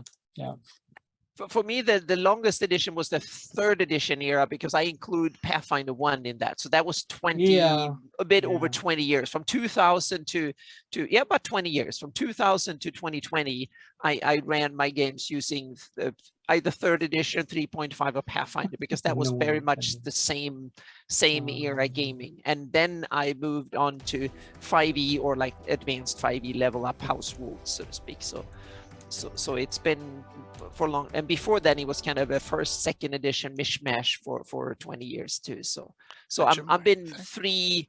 I've run my game in 3 editions, so to speak, or 3 major editions. 1st, 2nd kind of mishmash, and then because I never fully just converted it, we just moved on to 2nd edition, having a lot of 1st edition still there. But then I took a clean break, started again in 3rd edition, and kept that up for years and tweaked into Pathfinder. But that was just minor tweaks. Yeah, A lot of what ifs happen. Yeah. So, Blackmoor is another interesting one. You got to remember, Blackmoor was Arneson's, and that was Yes. bound to die. yeah. The same Blackboard. Yeah. Yeah, I have another one. What if? Go for it. That is kind of thinking. I've titled this one the Becluni Buckle. What if we say that out there in the West that we have no clue and there's like big disagreement what's actually out there in the West? What if the humanoids, that horrible name that we should not ever utter on this show again, these humanoids became so numerous that they just overran the Becluni West. So west of the mountains, we got like or instead of Beclunish civilization, we got humanoid barbarism or whatever you call The it. Caliphate of Orkburg. Yeah, exactly. Meaning we just got like hordes of like Mordor, so to speak. Meaning we got enormous amount of humanoids and stuff. That could be something you can kind of, you can kind of, if you want to spice up and have that kind of doomsday scenario in the future, you can kind of do something like that. That's something you can play with. You can kind of say that there's out there in the far west somewhere, there is something, a place where orcs run the show, so to speak. Wasn't that Orc-Reich? Yeah. Well, now you said it, so yeah. That's Yeah. okay. Meaning, but you can say it. grade that and say Yeah. that it's actually out there. I think Urtag or something is some other. There've been other better names for it. But if you go with that, then you can say, what if they become so powerful that they just came in and invaded and took over the Beclunish areas, and all of a sudden you had armies of humanoids. If you want to, Well, yeah. Someone actually mentioned in the chat earlier, I made a little notation of it. What if the Reign of Colorless Fire never happened? Yeah. So taken literally, that means the invoked devastation happened. The Beclunish Empire was destroyed. Yeah. But the Civil Empire was not destroyed. Then So you two can things could possibly happen. Yeah, your Yeah. humanoids move in, have, or the Civil Empire moves in. Sewell move in and Yeah. yeah. Oh. And in a way, it could be cool to have like that enormous hordes of humanoids at the door on the other side of the mountains, raiding across the times. The giants are a little bit like that. They come in but they come from nowhere, so we don't really know where they come from. So Yeah. but you can kind of play with that idea, so to speak. It's a possibility. You can without then you can kind of change the premises on the borders of the Flannies, but not the current setting.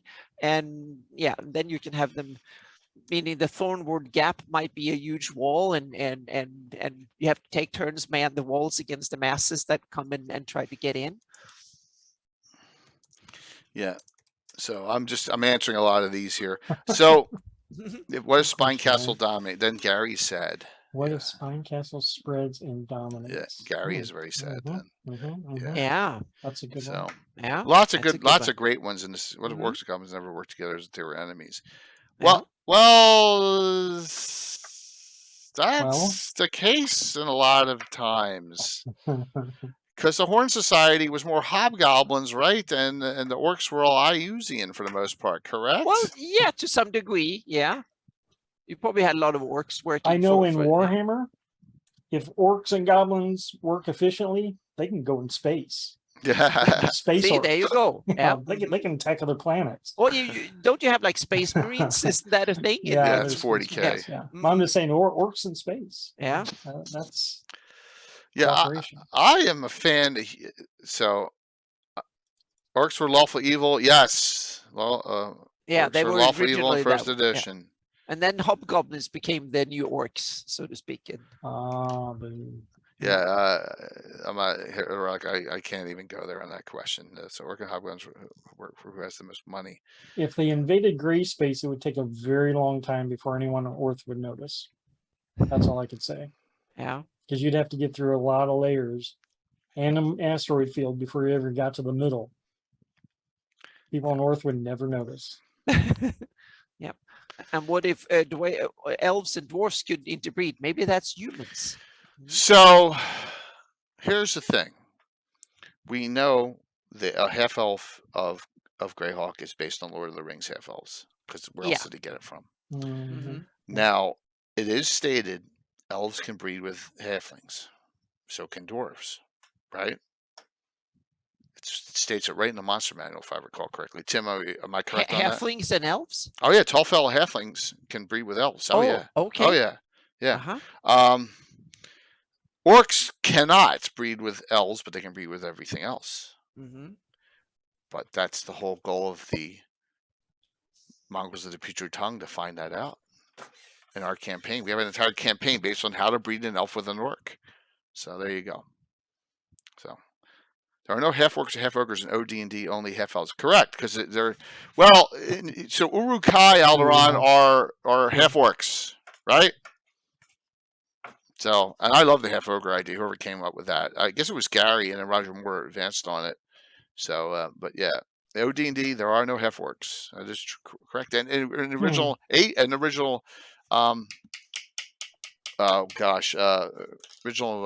basic Holmes Basic, there's no half orcs either. So hey, Fuzz, no problem. So it's a lot of interesting stuff. Weren't there also no thieves? Now there's thieves in basic. There's thieves in basic. So yeah. Tall fellows are distantly related to elves, Tim is stating. Yeah. I know that stouts, halflings can breed with dwarves. Yep. I don't know about gnomes and others, but I know. Yes, half ogres are awesome. I love half ogres. In fact, we have one in 2 drink minimum. So, that's funny. A quarterling, yeah, we heard the quarterlings before. Yep. That's what if. Yeah. That is. We're getting big what ifs now here. Yeah. So I'm just chilling. Depending on came to the lake. Yeah. Well, I mean, maybe the Rennie being on the sea would be interesting. Yeah.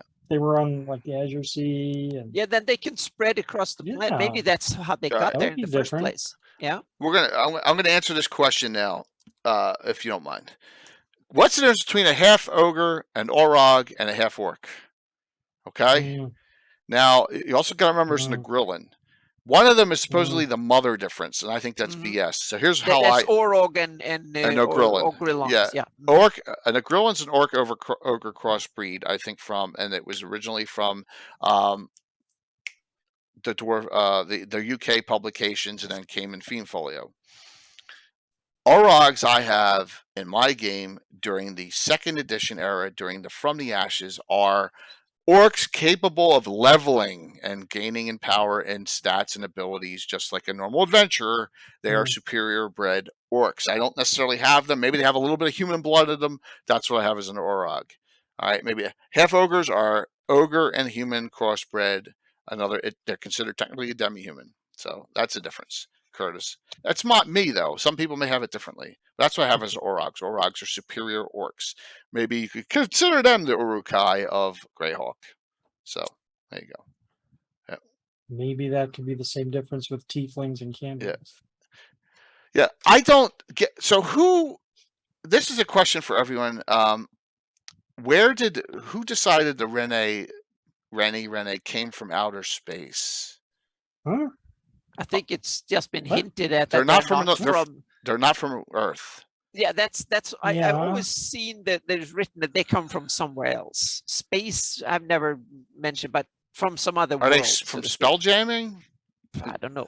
It's long that's written before Spelljammer existed. So they're just, I think that was just one of these quirks you just put in there to make it more kind Rop. of link. What the heck is? I'm sorry. Andy, what the They heck? come from the place Rop. Yeah. Where that? What is that?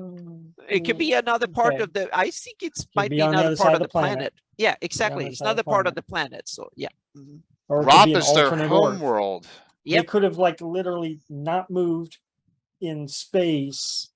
They just went to a different dimension. Yeah. Different Earth. Yeah. Okay, I'm not even gonna ask. Who created them? I think they've Gary. been Gary. Gary? Probably. Oh yeah, they we covered that on the the Steve Winter Okay. interview. Yeah, that they are part of canon. So We're going to. I know who we're going to ask that. We're going to next time we and have Jim Ward. We're Atloy going to ask and Jim Ward that question. Rennie. Yeah, Atloy and Rennie are part of the Greyhawks history, so to speak. So yeah. So there, Rick agrees with me. I put on Western Orog. I thought the spacecraft was bullshit. So. Oh yeah, I don't involve spacecraft in at all. Ravenloft, Rennie from Ravenloft, Ron. I have no problem with that. I have no problem. I would be fine with that too. Yeah, absolutely. Both starting with R is kind of a sly thing too. Rop, Europe, Gypsies. You can't. Yeah, I understand that Gitana, but you're that's it could just be cultural prejudice, so to speak. They don't look like us. They speak a different language. They eat a different. Rennie predate the Ravenloft modules. So. They do. They do. Yeah. Okay. Let's just. Sorry to start that off. I mean, I like them in my Greyhawk. I like the barge people in my Greyhawk. I like that they cool. Ally with the IUs sometimes, which is really good. Mm-hmm. They are troublemakers, and you can get the dark side of city play. I have no problem with them, but I just the other planet thing's a little bizarre. So, Alderon, thanks, man. Hopefully everyone's enjoying this discussion. I think it's going really well. It could just be a culture, not ethnicity. I agree, Tim, that's very possible as well. They are a culture that lives on barges. Yes. Yeah. So. And they have a land living cousins in the Atloy, also depicted in the Gord books. Both the Rennie and the Atloy have several chapters each. Okay. See, even when he's not on, he can get a plug-in for his book there, Casey. That's awesome. That's awesome. They are great. They are great adventures, except that Gary thinks Expedition Barrier Peaks is junk, Patrick. Puffet Smedger does not approve. Oh, he's on, too. Sorry, Gary. Casey, while you're at it, just link it, man. Yeah, link it. Link it. 99. The Rennie or Urs Gilgan's Island people. Rick just goes right through the jugular there. Wow. Yep. I love that. That's a great analogy. So, all right. We need some what ifs. So yes, because we're getting all the topic is not running. The topic is yes. Okay. A what if that doesn't involve military. No military. No military. No combat. None of that stuff. So go ahead, Anna. I have one, the obvious one. You can tweak the climate. Absolutely. Ooh, that's a good one. Yeah, you can put an ice age, or you can heat up. The most obvious ones is that you can heat up the climate, or you can cool the climate. You can have a new ice age or an age when heat comes. So there will be deserts in the southern part. The oceans will overflood areas, so on and so forth. Yes. Or vice versa. You have an ice age when it gets colder, drier. The oceans fall apart, so Flannies gets much bigger, but ice in the north and stuff. Those are obvious what ifs when it comes to climate. It's a great one. Yeah. That's a great one. So you did a Ice Age Flannis, right, Anna? Yep, I have it in my... Oh, sorry, go on. I know, but have you pondered doing a Dark Sun Flannis? No, not really, but I'm... a blasted... Yeah, Well- I'm planning to have. I'm kind of gradually building the backstory of my campaign, meaning we have a fairly accurate story of the Flannies to about 2,000 years, 1,800, 2,000 years. But before then, it's pure speculation, rumors, meaning that the story is up to every DM to fill in whatever you want, so to speak, because we don't have published sources for older than 2,000 years.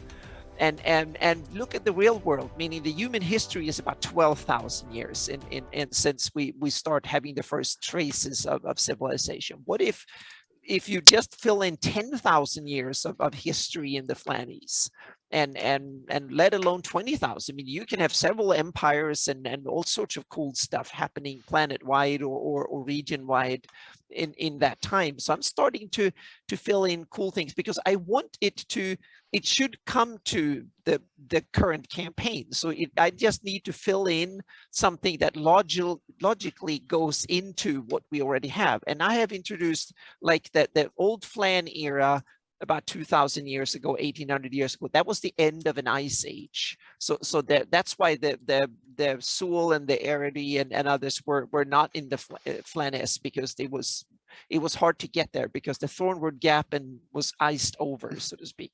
And the Flan had a much bigger playground because the Flanese was much bigger in the east and the southeast. A lot of the Solnar Ocean was dry land. That was much bigger. You could walk to Lendor Isles and yeah. Really? Okay. Yeah, in my take on it, because there's I could see maybe the Sea Barons are pretty close to the coast, but all the way to Lindor, are you saying? Oh yeah, it's not that deep. It's not that enormous far, so to speak. Go back in ice ages, you could walk to Ireland and the Faroe Islands too. So that will be the equivalent, so to speak. Doggerland existed. Exactly. That's the thing. And I have the same thing Denmark. here. Yeah, that's why you have elves and a lot of ancient traces of cool things and full. That's why Lindor Isles is a cool setting, because they have land predators and they're bears, and they could be all sorts of cool monsters and stuff who lived there for the past 2,000 years. And so that I have. And then we have another what if, perfect Hollow Earth. That's another one we can. A lot of people have done that with that Hollow World publication that came out in the 80s. It was the 80s, right? I think so. Late 80s. Yeah, it was a basic D&D, I think, but a thing on what's the what if? What if Hollow Earth exists? Is that the what if? What if it's a Hollow Earth? Yeah. Again, that's kind of like, the rest of the Earth probably would not know the difference. So it would have to be like, what if Hollow Earth was commonly known, or what if Hollow Earth spilled out onto the Flannes or something? Yeah. I don't know. I got a big one. Are you all ready for this? No. What if Anna never did these maps? Well, we have we have Eric Ennenson did some really cool maps. Yeah, so we have other cool maps too. But I know, but I think it makes campaigning a lot easier these days when you have. I'm just saying. I had to put that out there. How lucky we all are. Yeah, So yeah, yep, absolutely. Yeah, absolutely. Rely on it so much. That would be horrible, Patrick, if it was my maps that everyone was gushing about. No, it's you're cool. getting low rent maps for me. And we have Aaron Froki and there are others who do cool maps, but I guess I do good reference maps, not the coolest looking maps, but I do reference maps, so to speak, that are good for DMs too. Yeah. Well, Wally, there can be a lot of forgotten, just like in the real world, a lot of civilizations that just are underwater now. And I'm wondering if Troy has placed any of them in his publication. He has, and if you look at New Div on it, not on your map, but if you guys go to, and hang on a second here, I'll link this one here. If you go to this version on Easy Zoom, that one, Mhm. and go to near div. There is a set of almost islands between the Walworth Isle and the Greyhawk Peninsula. Oh wow. Those are the Isles of Woe. Ah. And the Sunken Isles of Woe, yes, and that's thanks to Troy and he did and me tweaking. So thanks to Troy's input that I updated near div. So we have they're almost they're just under the surface, so to speak. So I did a major overhaul. That's something that most people probably don't even realize. All the ocean depths are overhauled and lake depths are overhauled across the whole map. And that is because I wanted to do the cold earth and the hot earth. And now I have the details for it. So it's one of these hidden upgrades that will play out later, so to speak. So Casey brings up a point. Hmm. That's a really great what if question, and that and it would be a lot of dead characters, a lot of rewriting, and I'm kind of glad that it didn't. What if the raise dead spells didn't exist? And it was you're dead. If you're dead, you're dead. Wow. Mm-hmm. Yeah. That would be brutal. Yeah. Especially in old school. That would be absolutely brutal. Yeah, I haven't resurrected that many characters in my. Well, my raise and resurrections are two different things. Oh yeah, but either of them. I haven't done much of either, so to speak. That a lot of characters are actually dead when they die.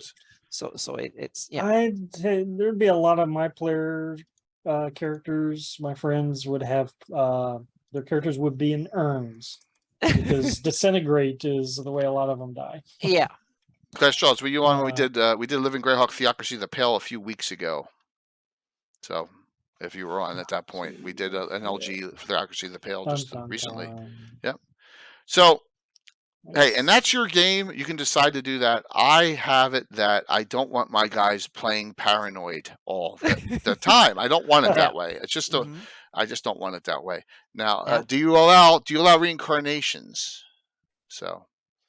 It's on the YouTube though still. So yeah, you can still find. Someone can link that, please, if they can. Well, I really can't when I'm doing it here, but yeah, it's on my YouTube there. So. Yeah, I'm actually now elaborating a bit more of stuff that I worked with in the background, meaning I have different depending on if you are a spirit creature or a soul creature.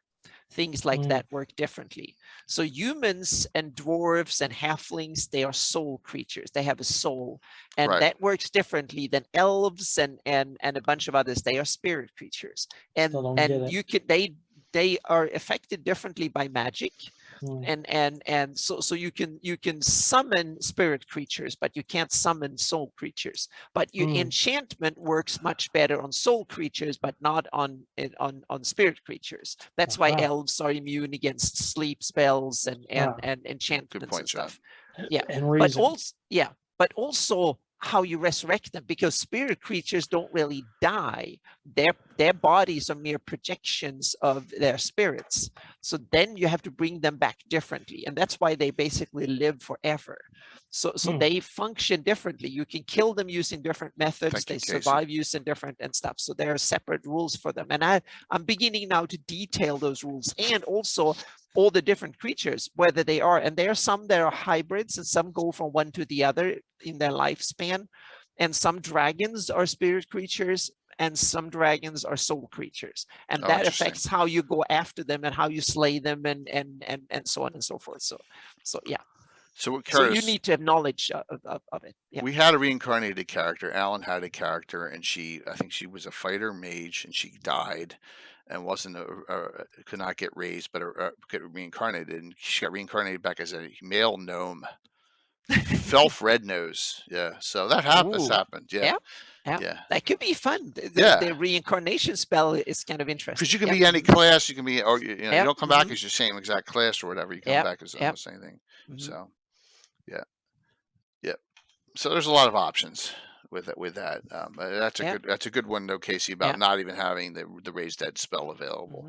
Yeah, So and I also have it between soul and spirit creatures. Soul creatures can become undeads, meaning corporal undeads. Anyone can be skeleton, a zombie, just a body. But ghouls and vampires and stuff, it's only creatures with a soul that can be. But ghosts and banshees and stuff, spirit creatures can be nastier, spiritual or uncorporeal undeads, so to speak, like banshees and stuff. So there are different types of undeads depending on. So elves don't become ghouls, thanks, John, for instance, but they can become banshees and stuff. Thank you, John. Yeah, John, those are 2 special hero points for me for tomorrow night, right? Yep. Okay, thank you. Yep. Damn, you're prepping. Yeah, in a reincarnate spell, you can come back now, I wouldn't change the level. I'd keep you the same level, but you can come back as any class. Come back as almost anything. Yeah. That's up to the DM. Yeah, my highest level characters level. Use them. And one of the reasons that resurrections and raised deads haven't been used that frequently in my campaign is that a lot of times it's kind of tricky because you need to grab, if it's a soul creature, you need to have both the body and the soul, and that means that if someone has turned that person into an undead, you need to destroy the undead, and you need to kind of make sure they're not undeads anymore and stuff. So they often a lot of complications before you can even start the project of getting someone back in life. And if the soul is taken or sold or taken to the lower planes, it's one hell of an adventure to bring it back again.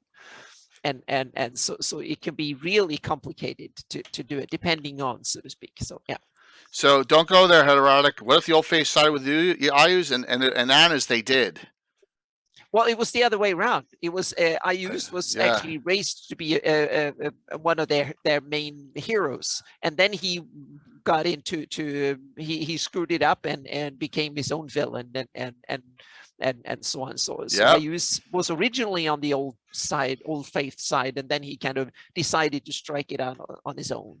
That's one of the premises in my campaign. Yeah, it's very cool. I went down a rabbit hole and I picked out my 1E handbook. Yeah. So apparently wizards had a different reincarnation table than druids. Okay. Because the only reason I looked at a big one. Mages have more chances to get something useful than a druid one does. Useful. Way more. So Wizards can reincarnate too. Yeah. Wizards and druids. Yeah. There you go. Druids, end up as an animal or something, or as a chipmunk. Right. Human. The other one you can end up as a bugbear or any sort of thing. Yeah. I remember there is Dan the Bard. He's on Spotify and all the music services. Dan the Bard. He made a reincarnation song that is awesome. That's very cool.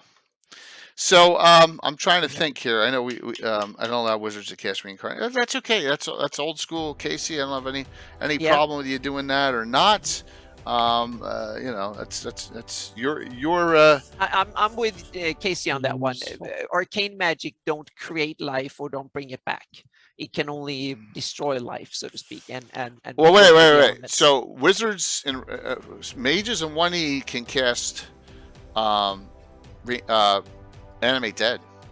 Oh yeah, but that's not bringing life back. Okay. Yeah, that's necromancy, meaning necromancy doesn't heal things or bring life back. It only it in my take it uses negative energy, so to speak, and in order to do harm and heal. But it can animate and create undeads. Yes. Casey, that's necromancy. But before there was necromancers in 2E. There were spellcaster mages in 1E that have animate dead as a spell. Whoa, Fuzz, thanks. Oh, now we're cranking up. Wow, you guys are all cranking. Yeah. GD there for me, right? Wow, you're right. You want me to kill the party tomorrow night? Thank you, John. You're with me. Yeah. But those things, I think you can have it either way. I'm not saying that my way is right. I just think that as a DM, you should think how you want your Greyhawk to work in these things, because that opens up interesting adventuring possibilities, meaning under what circumstance can you reincarnate or raise someone or resurrect someone? What needs to be there in order to do it? And how you want elves and and very weird fey things to function the same ways as human. Fine, but that should be a conscious decision. You should think a little bit about how you want it to work in your world, in your campaign, in order to make interesting adventure challenges and stuff like that for your players to overcome. Yeah, we're talking additions then on that. So you know. And that's another what if, if you change like D&D physics, how does things work in your campaign? How does healing or necromancy or stuff like that work in your campaign? That's another what if you can tinker with, so to speak.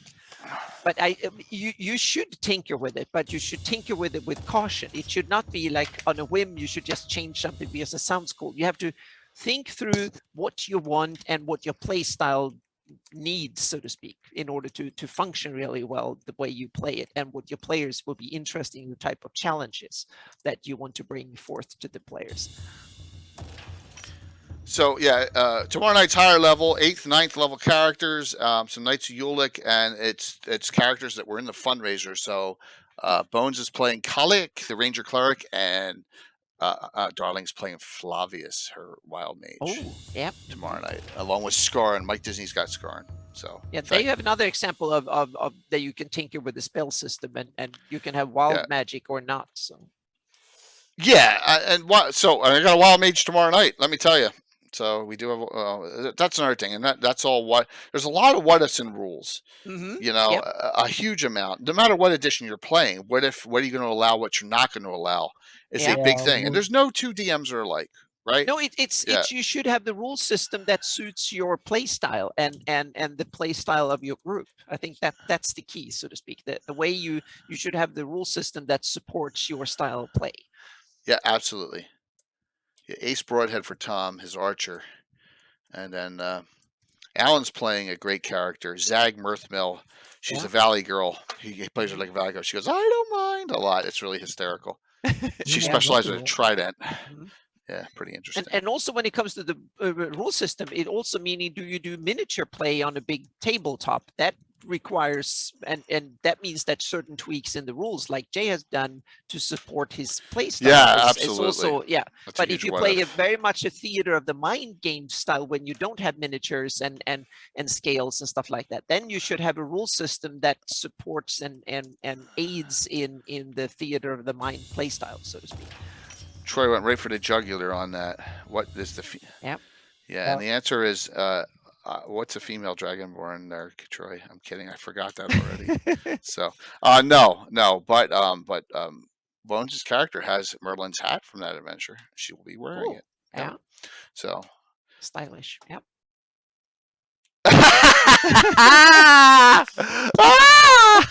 Dude, you're wrong. Yep. There's Darling. Oh my gosh, you guys are bad tonight. You guys are busting my stone something fierce. Well, you're busting Alan's balls. That was hysterical. Yep. So, hey, Darling, we'll see you tomorrow night. So my special guest is got COVID, if you don't know, and is at 10%. So there's an outside chance.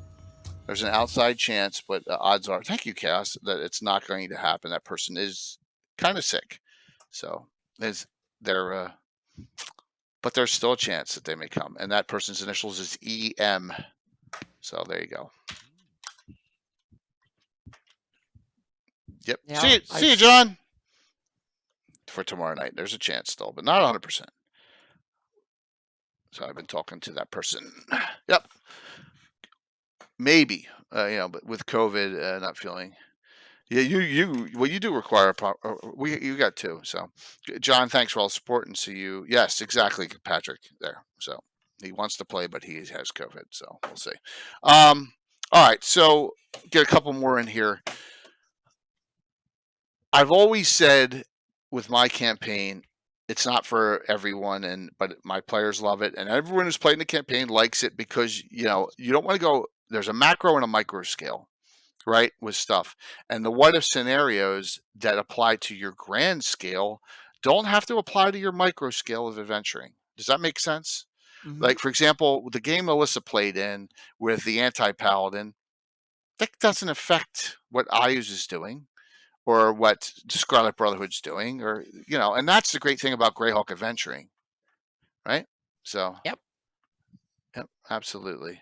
Yep. Who's got the COVID? Eric Mona's got COVID to Casey. Yep. So, yeah.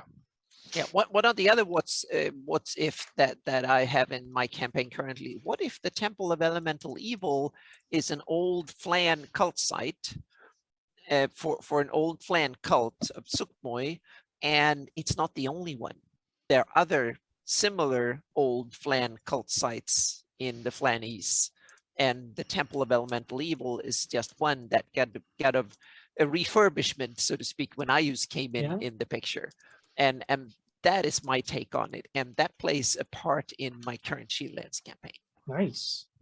Because the Dragonhide Caves is another one of those old Flan cult sites. That's interesting. I don't know. Did they go into that and return at all, or is that all Farazden based? They don't really go that It's direction. all kind of weird mishmash. Okay. So, yeah, it's a thick book, but I It's don't a think thick I've book, got. yeah. I didn't get all the way Oh, in, sorry to so to hear it, speak. Wally. And it's yeah. Yeah. Yeah. Safe sorry. word. Yeah. So mine, the one that I didn't get to, that I was like, what if Rary didn't go nuts and kill Luke and Tensor? Yeah. Well, they had clones anyway, so you. Not Luke. That's true. He was Permanently killed. Yep. So yeah, anyone who's got COVID out there, again, hopefully you get better soon. So Yep. Stay safe and take your vaccines and all that. Yeah. Absolutely. Well, yeah, I mean, we can debate all that, but killing Major, and then and even Eric Mona tried explaining it in Expeditions that everyone. It's funny when canon is not to the majority's liking, they just ignore it. Whereas that wasn't the real Robbler all along, but everyone's like, I don't want to keep that in because you don't like it, right? So now you understand how I feel with the Vampire Thrommel. So yeah. What if Aluk had an unknown clone? So I have no problem with that, Troy. If you want to write that into your adventure, that's not a problem. I mean, that makes total sense that he'd have an unknown clone too. So I mean, yeah, Mummy Thrommel. See, that's okay, Ryan. I like that Mummy Thrommel. That's perfect. As you go coin like in Scooby Doo. Yeah. So you can't just throw everything out. Well, to be a good deal, you can't just throw everything out, and you got to pick and choose. You got to pick and choose your battles. And you need to have adventures one way or the other. Otherwise, you're not much of a DM. Right, you don't have a story and an adventure. So you need to put your foot down one way or the other, so to speak. And I look but at you don't. Yeah, go ahead. No, keep going. I'm sorry. I was going to say that is, but you need to. Consistency is something you can be very consistent and run a consistent campaign decades, or you can run just a bunch of one shots and one doesn't really tie into the other. That's up to your play style and what your group demands, so to speak. Yep, absolutely. And note that no one is going to bash you for however you run your Greyhawk with your players. No one. So, your players might bash you, but if your players bash you, then you got a problem. Yeah, exactly. But but if the community's bashing you for how you're running your your players love it, then I say shame on the community for that. I would, if your players like it, then continue. Yeah. Well, I don't know about that, Katana. What if Liam led the Circle of Eight? They'd never been foolishly killed. I don't know about that, because if if Leonard's playing that character all along, he's probably saying you guys are assholes anyway. Right? No, it will be no, just no. It will be a couple of no ones. Exactly. I'd have to put this no head out 100 times all the time with Liam. He was just, so awesome. Yeah, when he just said no. That's a great one though. What if someone? Yeah. Well, so yeah, a lot of now Mummy Thrommels have to have that spell. What spells that? Bigby's Hand? Well, remember, there's multiple Bigby's Hand spells, not just Crushing. There's like 6 or 7 of them. So Crushing's just the 9th level one. There's all sorts of Clench Fist and Interposing Hand. There's more than just the one. So yeah. Yeah, and if you look at, I think it's on the. Hang on a second. Is it on the 576 map? No, but it will actually be on the new 598 map. That will be the for Aldridge, which I hope now, that was actually the birthplace of Bigby. He was born in Aldridge in the former Grey Kingdom. So the city of Aldridge, they have a clenched fist on their heraldry, and so I put that on. That's coming on the 598 map. That's been on my campaign map, and I thought it would be time to upgrade it. So there is actually a clenched fist on the Nice. heraldry of Aldridge city heraldry. They are cherishing their one of their biggest heroes in history, so to speak. So yeah. Very kind words, GD. Thank you so very much for that. I hope you're all enjoying this. This is, we wanted to go a completely different direction tonight and really just throw out some hypotheticals and have you thinking, and just note that there's really no right or wrong way to run Greyhawk. Just note that you get into, it's cool to talk about your Greyhawk on that, but no, to respect others and others running their Greyhawk a different way. That's that's what you have to do. And like I said, mine's not the right or wrong way. Mine's different. Anna's is different. Mike's is different. All of ours are different, and there's nothing at all wrong with that. And that's the great thing about the setting. So you can have a lot of fun with it, and that doesn't mean you can't collaborate, and you can't. There's always ways to do crossovers, always ways to do things. Yeah, and you should borrow and cherry pick from other things that inspire you, and use that in your games. And eventually, within hopefully a year, you'll be able to borrow and cherry pick from this published source setting that Anna and I are working on for controller games. So there you go. That's coming. Hopefully, as I keep on writing, I'm finding out writing is not as easy as I thought, Casey. So there you go. But I'm getting there. So, all right. Almost 9:50. Why don't we do some shout outs, and then we'll do the giveaway. Keep on signing up for those giveaways. You get your choice of the 2 of the 4 that I put there, courtesy of Kane Ancient Gamer. This tonight, Deep Dwarven Delve, Border Watch, Baltron's Beacon, and Lost Caverns of Shokanth, which we discussed. 2 of those. Nice.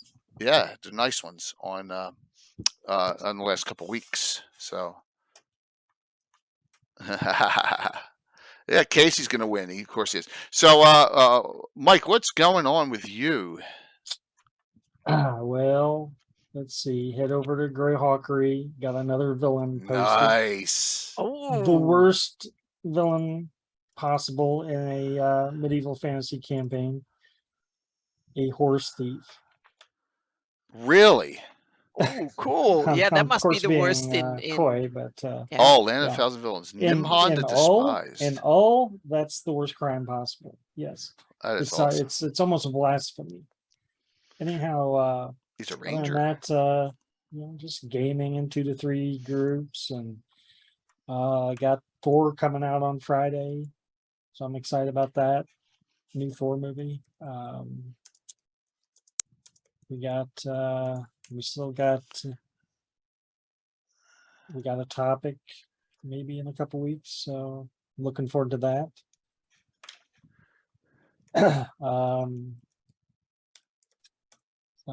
Yeah. Otherwise, I just see y'all on the Discords. Yeah.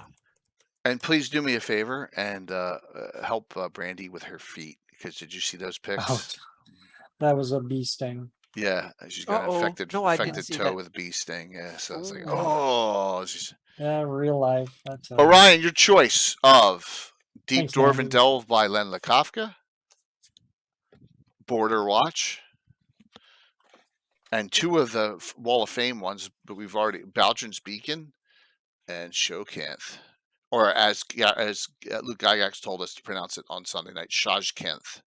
Right? Yeah, I think it's Shoshkanth. Yeah. Shoshkanth. And if for some bizarre reason the winner has all 4 of them or 3 of them or whatever, I got some others down here I can substitute. So all of them, 2 out of 4. Very glossy. Yes. Yeah, the reprints are. Yep, they are reprints. Absolutely. All right. Anna is on a roll on Friday nights. Yeah. Exactly. That will be a mapping live stream. Alyssa had a family business to tend to on Fridays, so she will not join me. We'll see if there will be someone else, but probably will be only me. But I'm not 100% sure, but I think it will be splat map editing in Photoshop and probably might be some other stuff, the 598 map too, because I'm getting. But the first thing I want to say that will probably come tomorrow is that I will have converted all the old heraldry to the new standard. So there will be over 300. That will bring the total up in the new texturized version of new heraldry up to over 300. And that is coming up. I think I have 3 more to do or something, so I'll do them tomorrow morning or tonight. So tomorrow there will be a new batch of 30 or 35 or something like that shields. And I've also done a couple of heraldry for Death Knight heraldry that will be handed over to Gary Julian for approval or dismissal or judgment, so to speak. See what he thinks. And then I'm also I had an epiphany for a project that I never thought I would do, but I'm going to hint it because that's something I'm going to torment my mid-tier patrons with to begin with. I'm working on a Flan scriptural language that I think it's kind of cool. It's an idea I got for because I wanted to write scripture on cave walls that were all Flan, and was like, I don't want normal letters. I want something cool.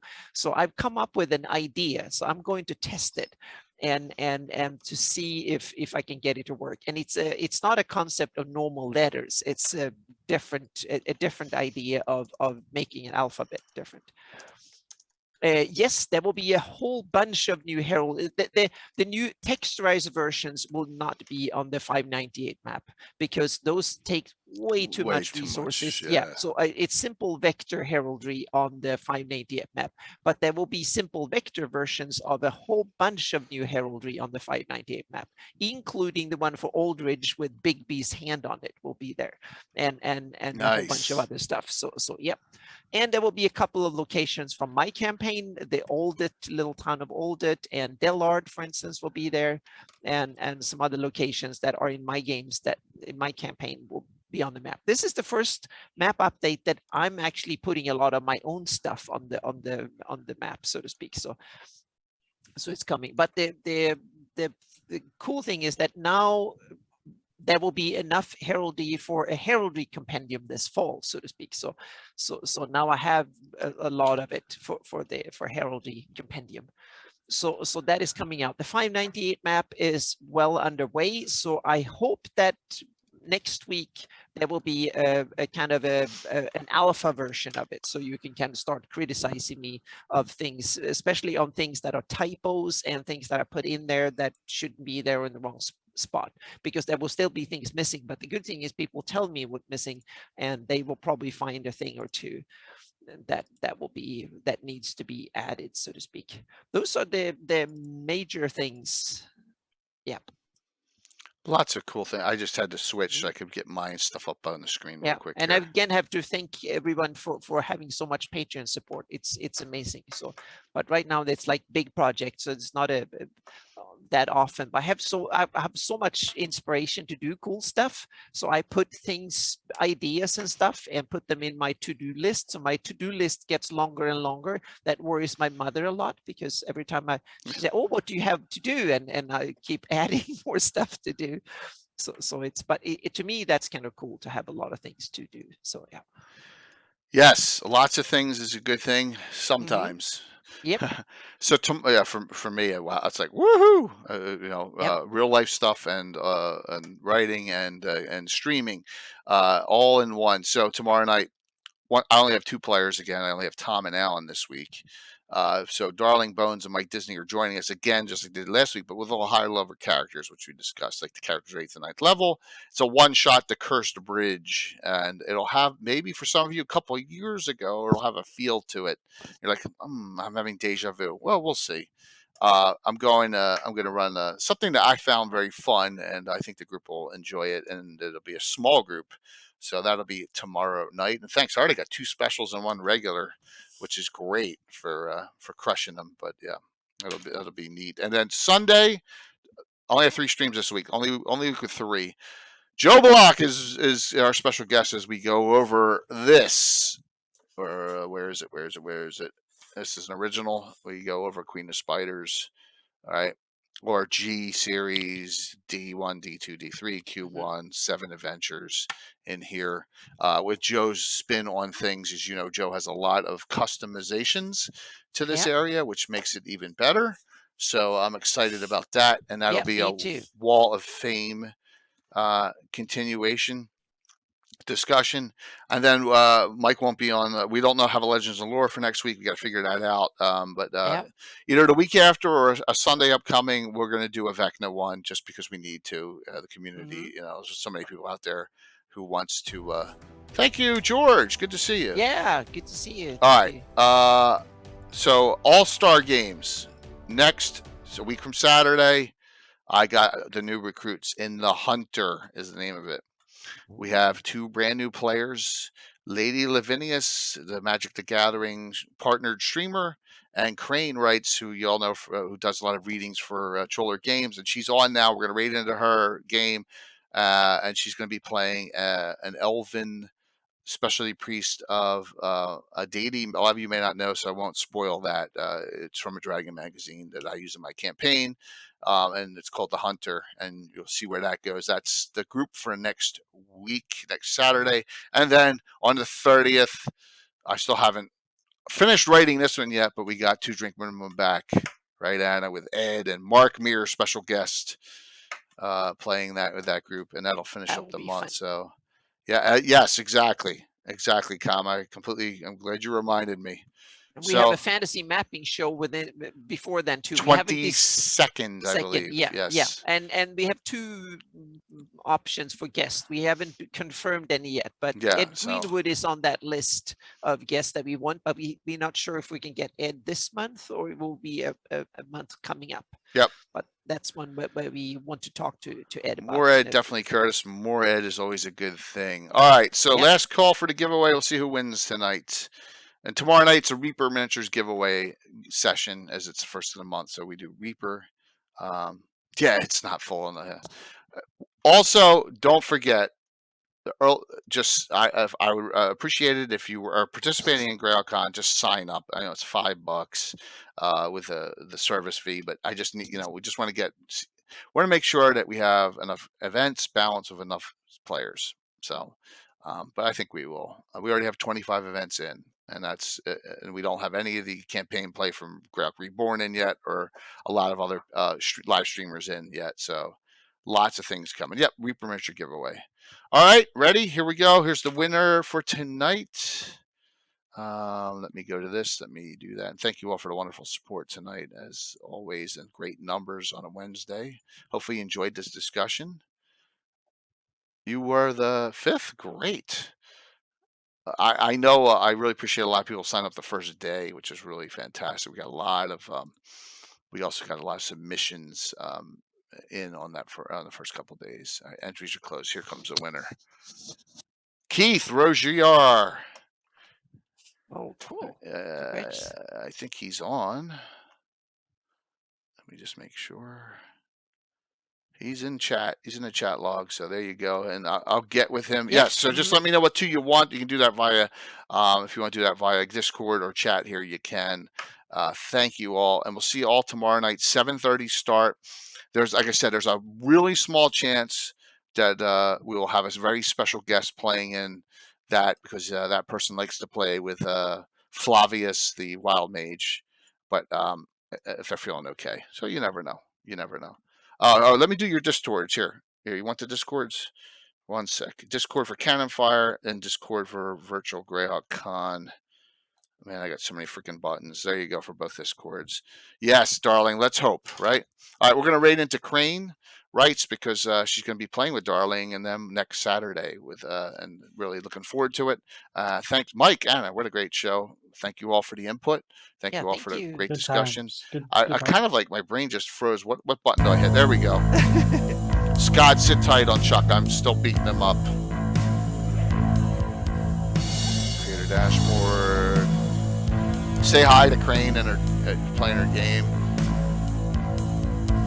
And we're looking forward to her playing a week from Saturday on the 16th. Thanks, Casey. I have a nice off week. I'd love to get 80 All right, 74. We can live with that. That's pretty good. 5, 4, 3, 2, 1. See you tomorrow night. Have a good one. Sure.